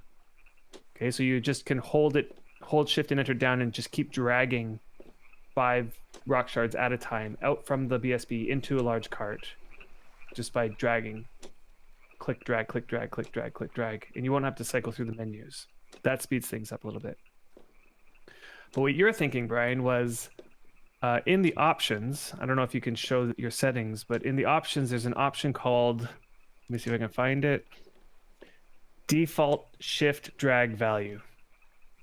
And you have to enable the shift drag in GUI. Okay, it's on the game settings. So you enable the shift drag in GUI, and if you change that default shift drag value down to 1, okay, change it back down to 1. Down to 1, yeah. Yeah. Okay, so if you do that, you can do some pretty interesting things with this. Like, for example, and this is going to be good for you, Antir. Let's say you want to make a meal in a pottery bowl, let's say a breakfast, that contains 1 meat and 1 vegetable, let's say. Okay, so you have in your inventory, let's say you have a backpack that has 100 meat in it, and you have another backpack that has 100 vegetables in it, okay? Let me see if I can get the buttons here. So if you hold Control, it'll allow you to select multiple items. So you hold Control, and you can select the stack of meat, the 100 meat, the heading, and you keep your control down and you select the stack of vegetables. Okay, so now both are selected. And now once they're selected, you hold Shift, and you can click and drag just the meat into the pottery bowl, and it will bring 1 meat and 1 veggie. There you go. And this is how people pan fill. Okay, so they'll select they'll highlight the 2 items, like a stack of 100 meat, a stack of 100 veggies. They'll hold Shift, they'll set this shift drag thing to 1, and then they can just take the meat and put it into the pottery bowl, and it'll bring 1 meat and 1 veggie. And you can just shift drag into multiple pottery bowls like this. There's a little tip for people that don't know. Yeah. All right, finally, Catspur. By having servers with different biomes, so different servers or different areas within a server, would that be enough? I actually like that. We see a tiny bit of that within mines, with veins having different areas. When they put, for example, marble in, we found an area where there was like 20 marbles, veins, marble veins within a little area, and then other places would not have any marble. But you're more thinking entire areas of completely different looks and feelings. And Vanguard did this well. Vanguard had 3 different areas. 3 different areas, and Deathwind, thanks for the sub there. Thanks for the sub. We had 13 months. Wow. So we had 3 areas. One of the areas was like a medieval style type. And the area would affect the types of houses that you can build on it, the types of the scenery around there. It would affect like everything. And then you would go and you would transfer down to like a desert city, and that thanks so much for the sub with Prime Crepid. Glad you're enjoying it. Yeah, so that's how Vanguard did it. They had 3 distinct continents with 3 distinct types of environments, and then it affected like everything that you could craft, I believe. Even like the armor types and that sort of thing would be different depending on the style that you learned on that continent. Right. Would that be something that you would be thinking of? I don't know, Katz, if you're still there. I think that, like, if you're still there. if I can just get the idea here, it's like you're saying different servers having different biomes. So like, let's say one full server, this is like the desert biome. So they, like the entire server is like mostly desert. And then you have another server that's mostly steppe. Is that kind of what you're talking about? Or to introduce new landscapes specific to that server. Because I mean, like, because either way, that would be restrictive, right? Because that would be restrictive. You'd have to go there just for that biome to access it. Yeah, like the way that Melody is, it's very hilly and mountainy, right? There's lots of tall, rocky, and hard to traverse terrain. And then you go over to Cadence, and it's like soft rolling hills where there's no problem traversing it all. I assume that that's not quite exactly what you're thinking of. Yeah, I'm assuming with the biomes, for example, the whole point of a biome is to restrict specific items of some kind, whether they're trees or specific types of tiles for that server itself, so that when you went there, it would be like interesting to traverse there because it would be different than where you were, right? So in that case, because of that, remember within Wurm, you can't separate the biomes with everything else in the game, right? With new types of trees that only go there, with new types of tiles that only spawn there, maybe new types of mines. So all of a sudden, all these materials... Hang a right here. Okay.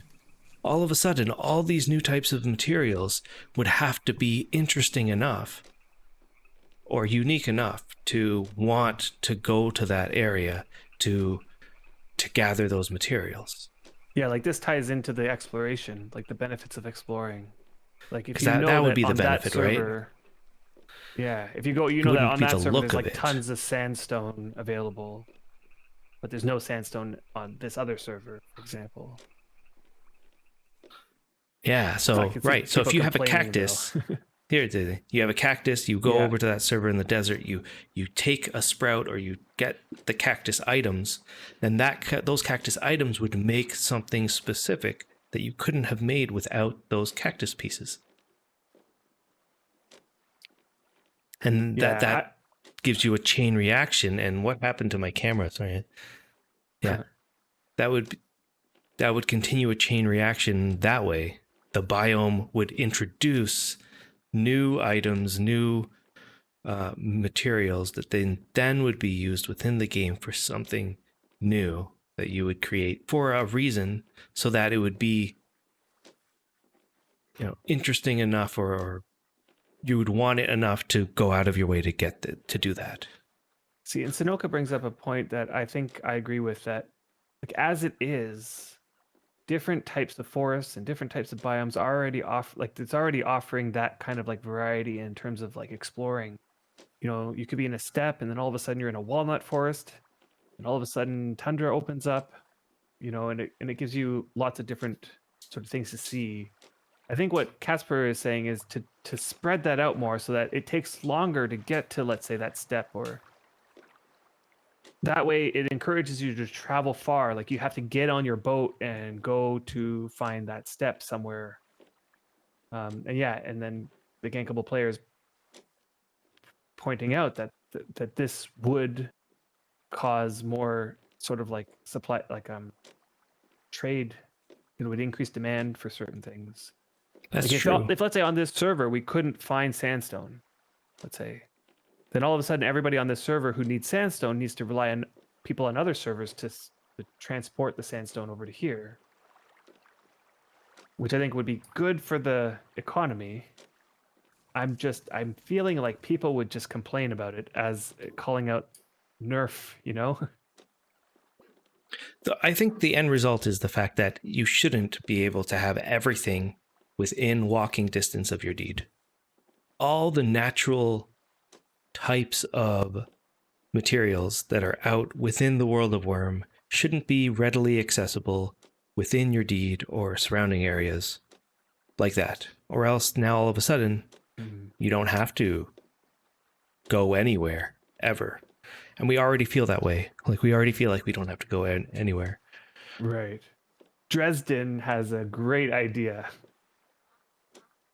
Yes. The further away you are from your deed, the more like you get a percentage bonus to your experience for doing things. Now, I could see that. I could see that being a little bit. I can see how people could abuse that, right? Like, they can plant a deed on one side of the server and then plant another deed on the other side of the server with two different characters, and then swap them over. So one lives on the other deed and the other lives on the other deed, right? And then just like that's how they function, and then they can get the full be on their own deeds or whatever. And but that's an interesting idea, right? Maybe the idea is that you have to be far away. The further away from any deed, gives you like a little bit of a bonus. But then you get right because it's like the further within wilderness. Right, but then you'll get the imbalance because on this server there is very little wilderness left. Right. And so what you're basically forcing everybody on this server to do is go to another server. Let's say. I mean, that's fine. Know. That would help with population density. Yeah. That would help spread people out evenly. But it would also encourage people to not build, right? Because you want to leave. It would also encourage people to not only not build, but not live close to one another, which is something that I think we don't want to encourage. We don't want that, yeah. All right, so Wisebit, you said on Wurm Unlimited server you played, you had a random chess place throughout the world that was fun to look out for. The other thing they did was you're gonna have to turn right. Place gnomes. I thought our place is right in front of us. Is it? Yeah. You'd have hand placed gnomes throughout. That was really fun. Yeah, so the server that you were on just placed random chests and stuff around and had you look out for it. But that's cool. That's like more of a traditional MMO type of feel. They do have that capability in this game to do that. Yeah, I wouldn't mind doing more of like a treasure map type of thing. Like advance it more than just random. Make it so that you could start a treasure map hunt yourself and then locate a specific area, have to dig or something. I mean, they already have the chest. Archaeology, right? Archaeology has that feature sort of embedded in it where you but it's not, there's no exploration in that. Right? It's just go anywhere and then do archaeology. Yeah, but it's you're not looking for old deeds. You're looking for specific old deeds. Very few people are looking for very specific old deeds, and the only reward you get from that is the token. That's it. That's the reward that you get. And you get the piece of paper that has a report. Those are what you get. No. And you also get all the special fragments. When you open, you only get a special fragment. You've never gotten the cache. Maybe you're not sure about the caches. Okay. Now, when I said specific deed, I meant specifically a deed that you want to go see. You don't need to go to a specific deed beforehand to find special things. So you're just saying any old deed. Your response is any old deed. I'm talking about a specific location that you have to get to based on the map. I understand that you're okay. So you're looking for a feature to be added. You're looking for a feature to be added that treasure has chest. You search out a very okay. But if that treasure chest is in a random location, then you're not going to a specific location anymore. You are, because what my goal would be that you wouldn't have a specific. You would have a map that would pinpoint a specific location that you would have to get to in order to get that treasure chest. Think like from a smaller degree, think like what's the name of that game? Like a pirate game or something. What game? Like a Sea of Thieves? Like a Sea of Thieves or something, right? You would have a specific location, you have an X on a map, and then you'd have to go there and you'd have to uncover the chest. I'm an old man. You'd have to wormify that, but that allows you to go to a very specific location. Okay. On the map. And I only commented on that based on Wisebit saying that like on the server that they were on, it was just randomly placed. There was chess randomly placed on the map. And I said, if you want to wormify that, you would create like a little treasure chest type of game. I mean, I'm still going to hold to the fact that archaeology doesn't give you that. Gives you that. Archaeology doesn't give you that. It does make you want to go to an old deed. Any old deed, you'd probably click the closest one to you, and then you would just go and do your archaeology on there, which is a random set of. But you would still need to go to search. It's like forging and botanizing. You're still gonna have to search for old deeds, right? Like you're still gonna have to go out and explore, and I feel like I've had the experience of on Xanadu, going pretty far. Like I went all around looking for deeds, especially regions that had many deeds on one spot. So I would have all the map. I'd map out this whole area of like, okay, I'll start on this deed, and I had like a big cycle. I'd go around, and I had sort of a route that I would plan out, because that route had a lot of areas that had multiple deeds stacked up on top of each other. And you're searching for the caches. The caches are the everything in archaeology. You're right that it's not the same as I have a map and I need to go to that specific spot to find the treasure. So it wasn't like a treasure map hunt. Sure. But it was a hunt where you're searching for those regions that are really valuable.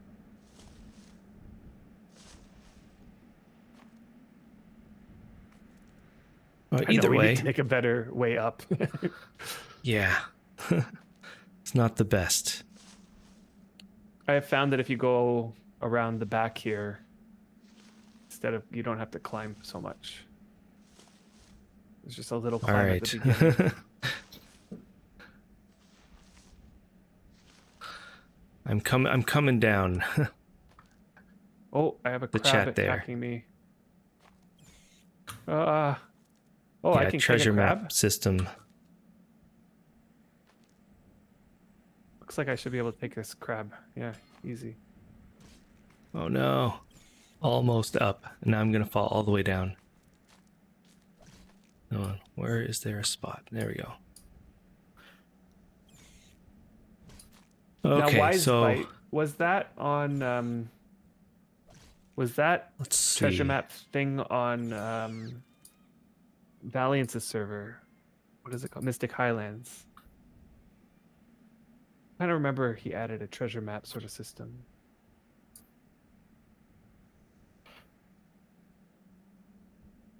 all right, so I'm gonna do oleander and then a linden. Okay. And I'm doing center planting.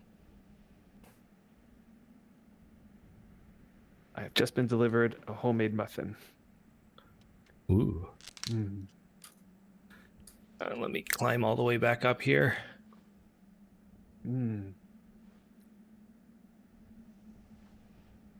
Anyway, yeah, so that's an interesting concept. I would obviously want to pair that with reasons to go out to do this, to get treasure chests or to do all that stuff.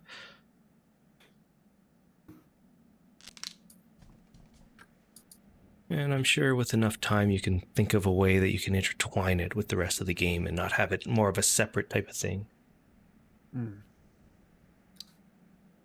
Okay, so it was on World of Wonders, but it was added to multiple Wurm Unlimited servers. That makes sense.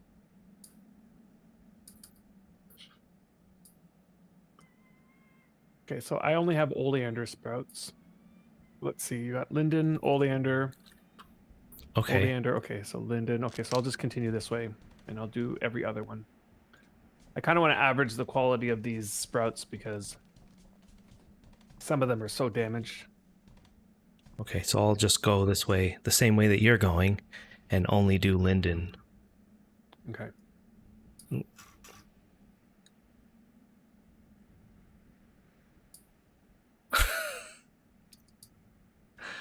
Oh, cats. It's like, God, the They're sprout older. planting cutting sound is my personal ASMR experience. Is it? I wonder. Are you planting wonder in the what- center? Yeah. Okay.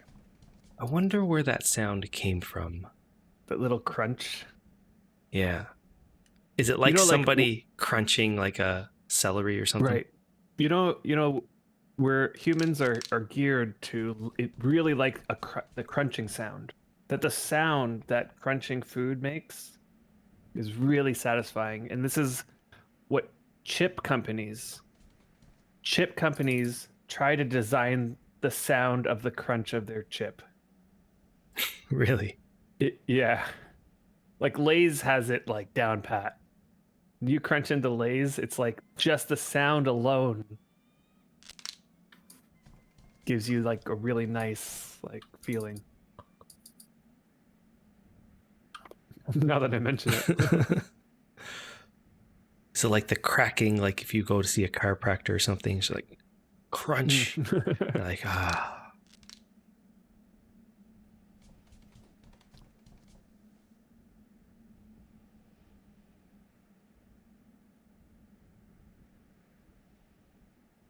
So Xander, yeah, and you know what's funny is that they've done that. They've taken a bunch of Wurm Unlimited mods and added it to this game.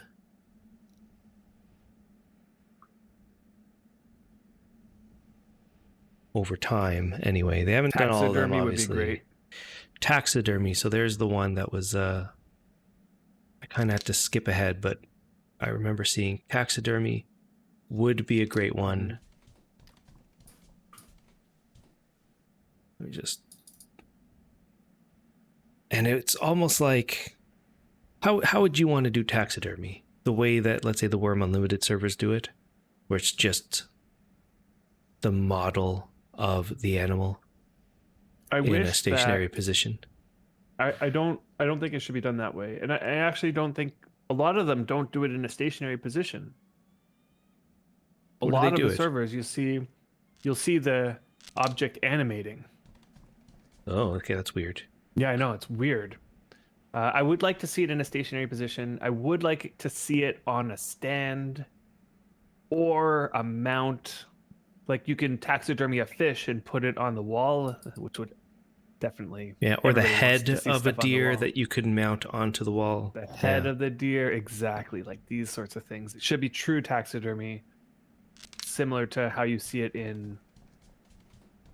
That's a champion unicorn running towards us. That unicorn has been running around this place. Where is it? Oh, it just... I guess it just went down. There it is. Now it's running away from us, yeah. It's not nearly as big as they used to be. I know. Back in the day. Champions used to be so big in this game. Like, if you see a champion trolls are fairly big, like still. And but every single champion used to be ginormous. And yeah, the champion unicorn I don't think looks that big anymore. But they were so big that people wanted to collect them like all the time. It wasn't just the name, it was like the look of them was just insane. So that people would collect them all over the place. There was champion zoos all over the place. People would breed them. So Amethyst, you're saying you like more when leather quality limited imping. Discuss. Okay, so I didn't see the comment, but yeah, anything rideable was made normal size, which is oh yeah, it was great when somebody was riding a champion unicorn and you see like this little person standing on top of this massive unicorn. Yeah, they should have figured something out, because there was an entire metagame of people creating, let's say, champion zoos or creating or breeding them, and when that change happened, they stopped playing. Eliminated that. Yeah, it completely eliminated that entire side of the game. Like, it's just gone. Mm-hmm. Nobody wanted to create. When was the last time you went to a champion zoo? Yeah. Was it or a never? Zoo of any kind. Right. zoos were a thing back in the day. Zoos were a thing because animals at certain points were so rare. The different types of traits made animals look so different. Yeah, back in my day. Back in my day. So you look the part now. Yep. Back in my day, animals, when they were slow, they were so blue Yep. colored that people really, really enjoyed collecting them because of how unique they looked. Yeah, and nice. Your neighbor had a champion zoo back in the day. Yeah, he was unhappy with the changes for sure. I think everyone was unhappy with those changes. They said eventually they'll bring it back. They did, but at such a muted state that no one cares anymore. Nobody cared, yeah. Nobody cares anymore. Like, who wants to come see that champion unicorn when it pretty much looks like any other unicorn? Yeah, you wouldn't go traveling for it. Yeah. Oh no. Yeah, I'm sorry. I think I broke it. Let me turn that on for you. Yeah, he was doing some messing around there. There must be something. Go. It's surprisingly challenging to get these things working. Just before the stream, we were putting in the Atom Mystery weekly pace thing.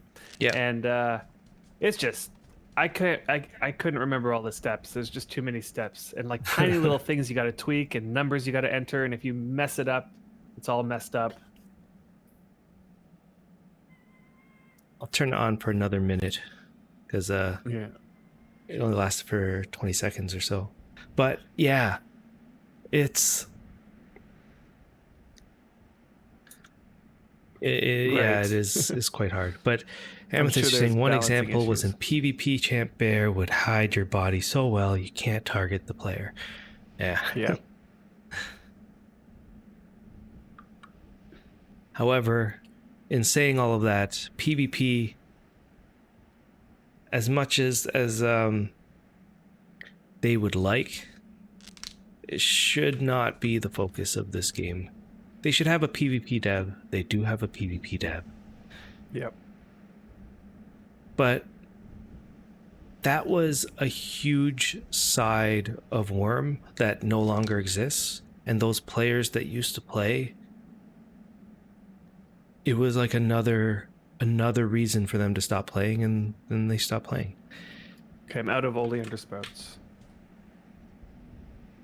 Okay, how far are we?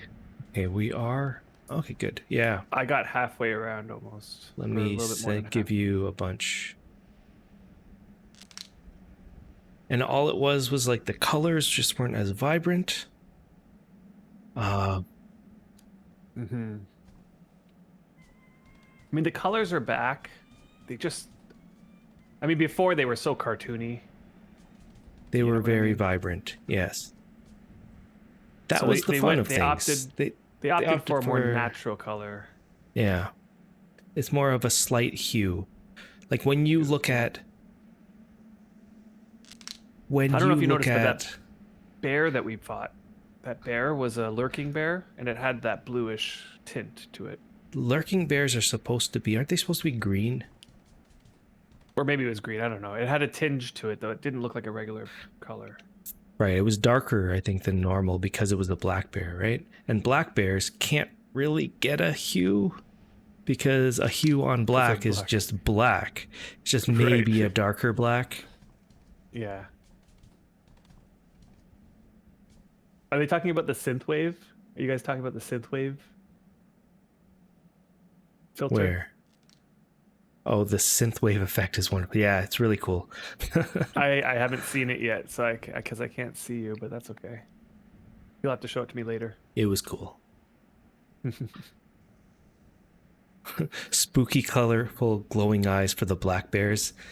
You know, they probably have the ability to add the hue differently to make it more apparent, and they just don't because it's they wanted it to be more realistic or natural or whatever they want to call it. And that's what we got. And now we don't talk about the traits. We used to, when we started the game, we talked about the traits so much. We loved the different traded animals. Yep. They made a big difference back then.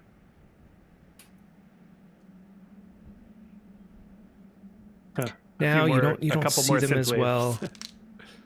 Oh no. Is it working or no? It's Do you have not. to do it manually? If you guys want me to fix it,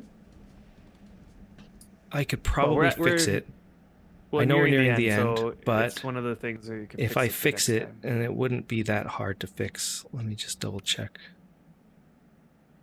Give me 1 second. Don't activate anything right now, or else it won't work, and you'll kind of waste your points.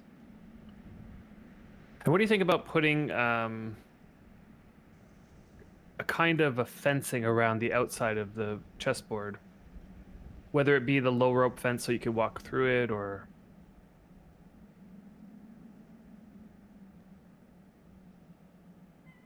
I don't know. What do you think about that? Yeah, I mean, why would you want to do that, though? Why would I want to do that? I don't know. Let's make a border of some kind. I don't know.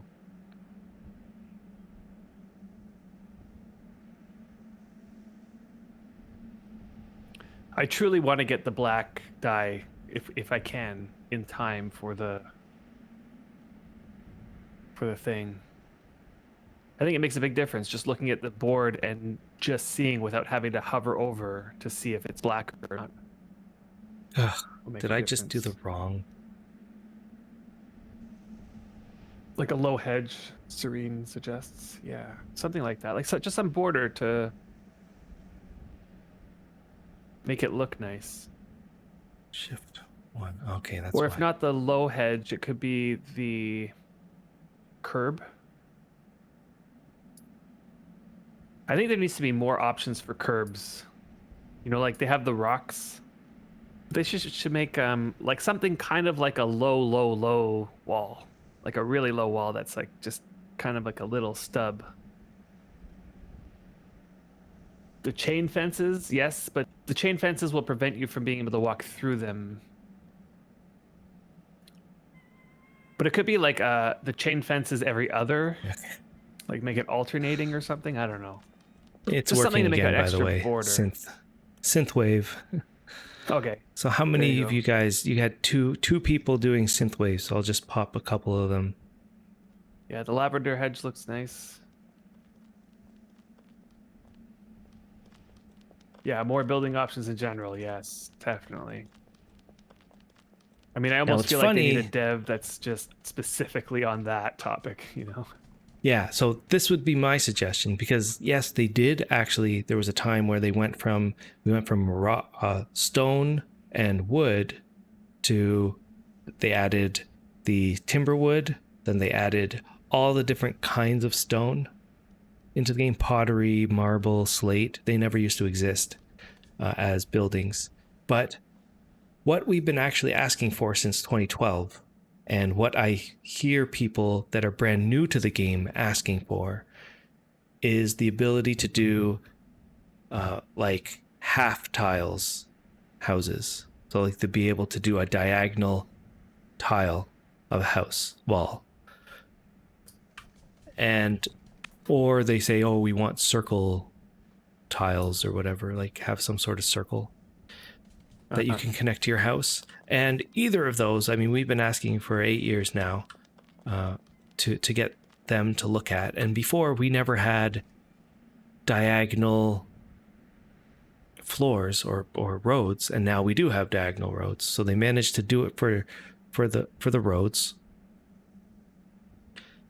I know that there's huge problems with adding the diagonal walls. That's why they never did it.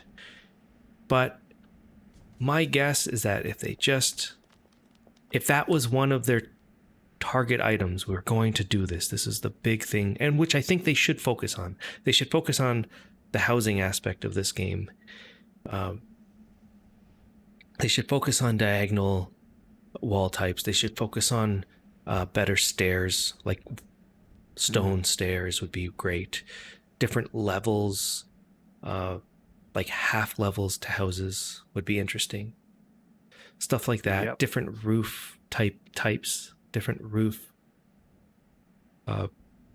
looks. Yeah, diagonal hedges, diagonal roads, fences.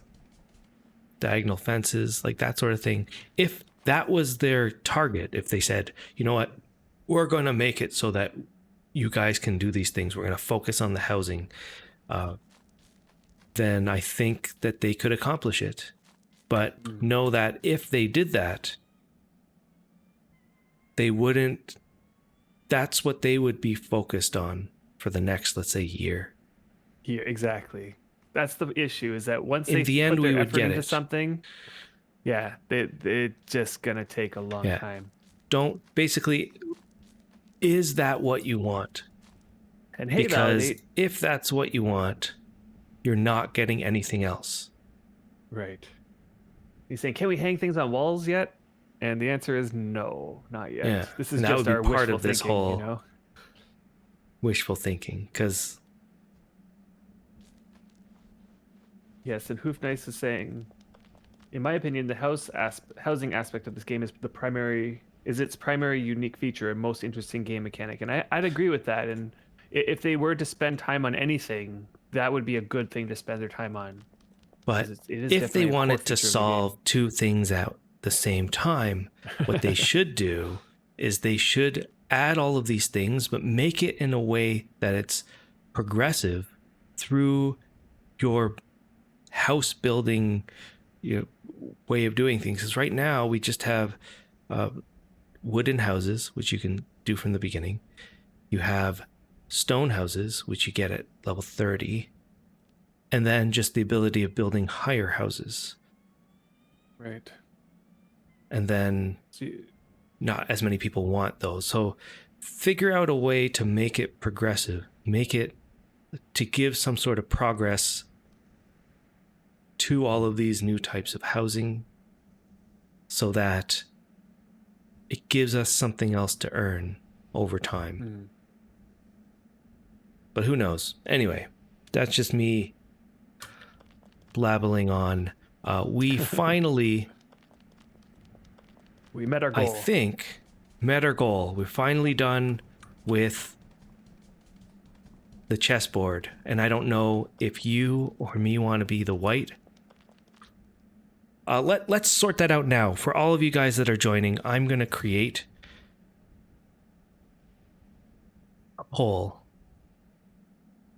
I think. I don't see the poll option. Validate saying Ashton's Call had hanging wall hooks back in 2003. Yeah. Yeah. It is a matter of just dev resources, right? Do we want the dev resources to be going to that, knowing that if they did, that's where the dev resources are going and nowhere else, you know? So I'm going to say who should be the black chess pieces.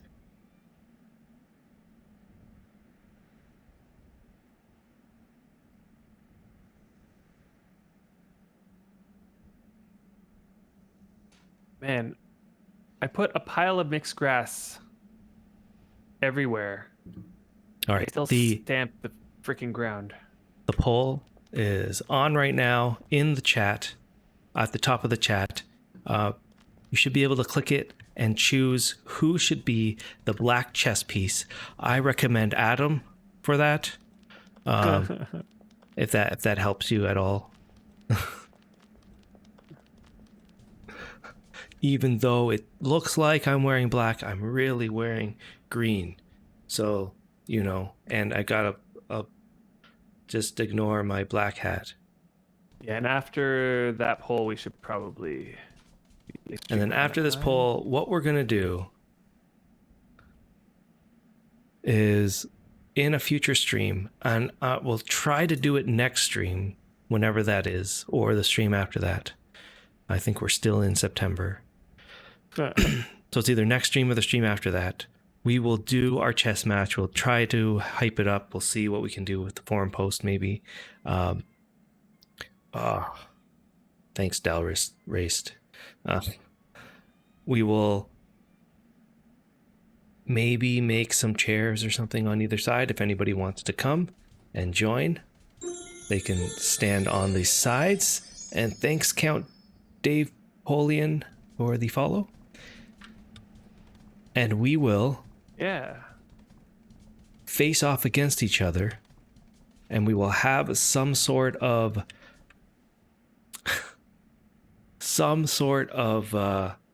not.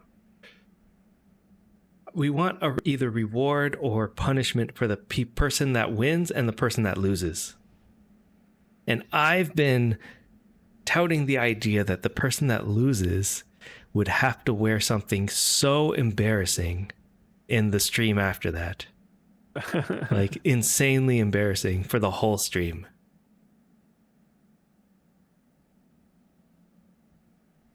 Willow, black equals the dark side, white equals pure, so then it has to be Griff for the white side? What do you mean?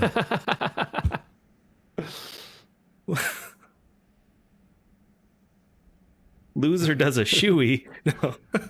Oh. Yeah, I don't think we're going that far, but maybe it'll be a bunch of things. We'll have a bunch of things that happen during the stream that makes it really fun. But we'll think about it. We'll think about it this week. We'll have to do a bunch of things. We want you guys to also be part of it. So we'll have some way to get you guys to, interactive within the game itself, so that you can potentially slightly influence certain portions of it. We'll see. We'll definitely see how it goes. But it's definitely, we're ready. We're just going to work out the logistics, and we're going to see how it looks. And why is my name 88% for black?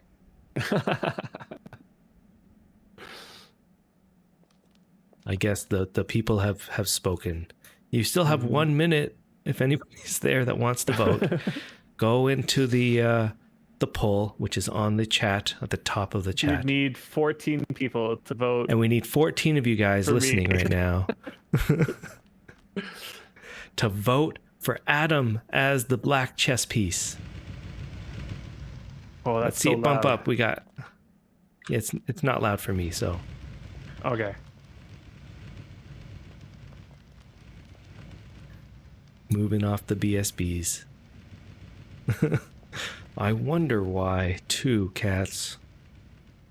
I'm sure you said that in the same way I'm saying it right now. I wonder why. Am I wearing all white? I think I'm wearing gray. You know what? It's your white headphones. It's my white headphones, yeah. You're swaying people, and the white background. Causing bias. My white background. That's just. Is it white? So Seren. So Griff is the evil one because he did influence our poll by wearing all white gear and clothes for 2 streams straight. That's right. He's manipulating this poll without anybody realizing he's manipulated this poll. And the poll has ended, and Adam was successful in manipulation. So he is the white pieces, and I'm the black pieces.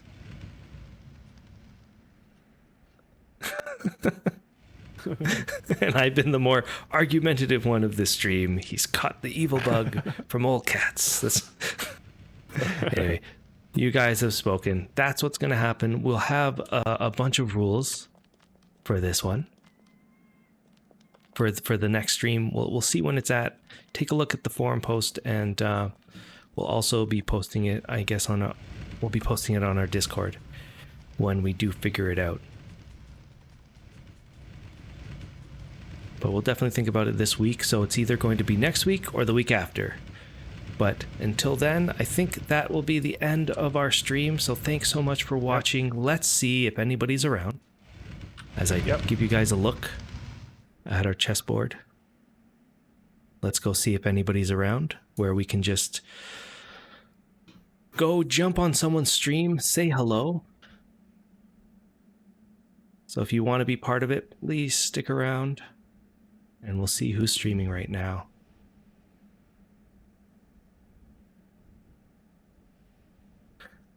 Let's see. Not too many today.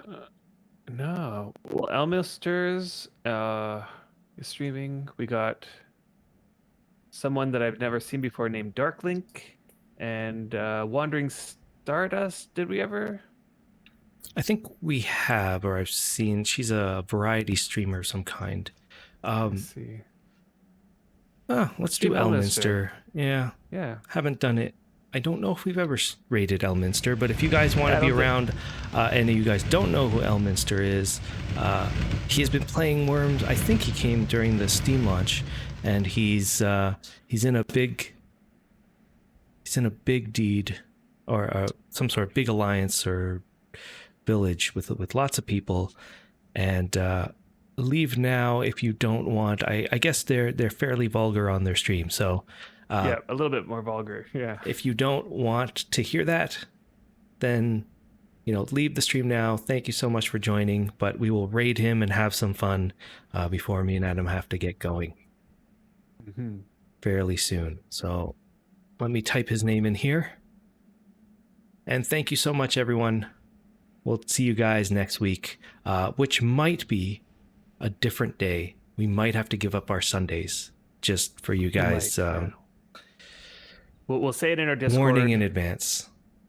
So if you want to know exactly when we're going to be streaming, you can join our Discord channel, which you can see the link below. Yeah, we might be changing it up anyway. But thank you so much for joining, guys. See you guys next week. And let's go raid and have some fun.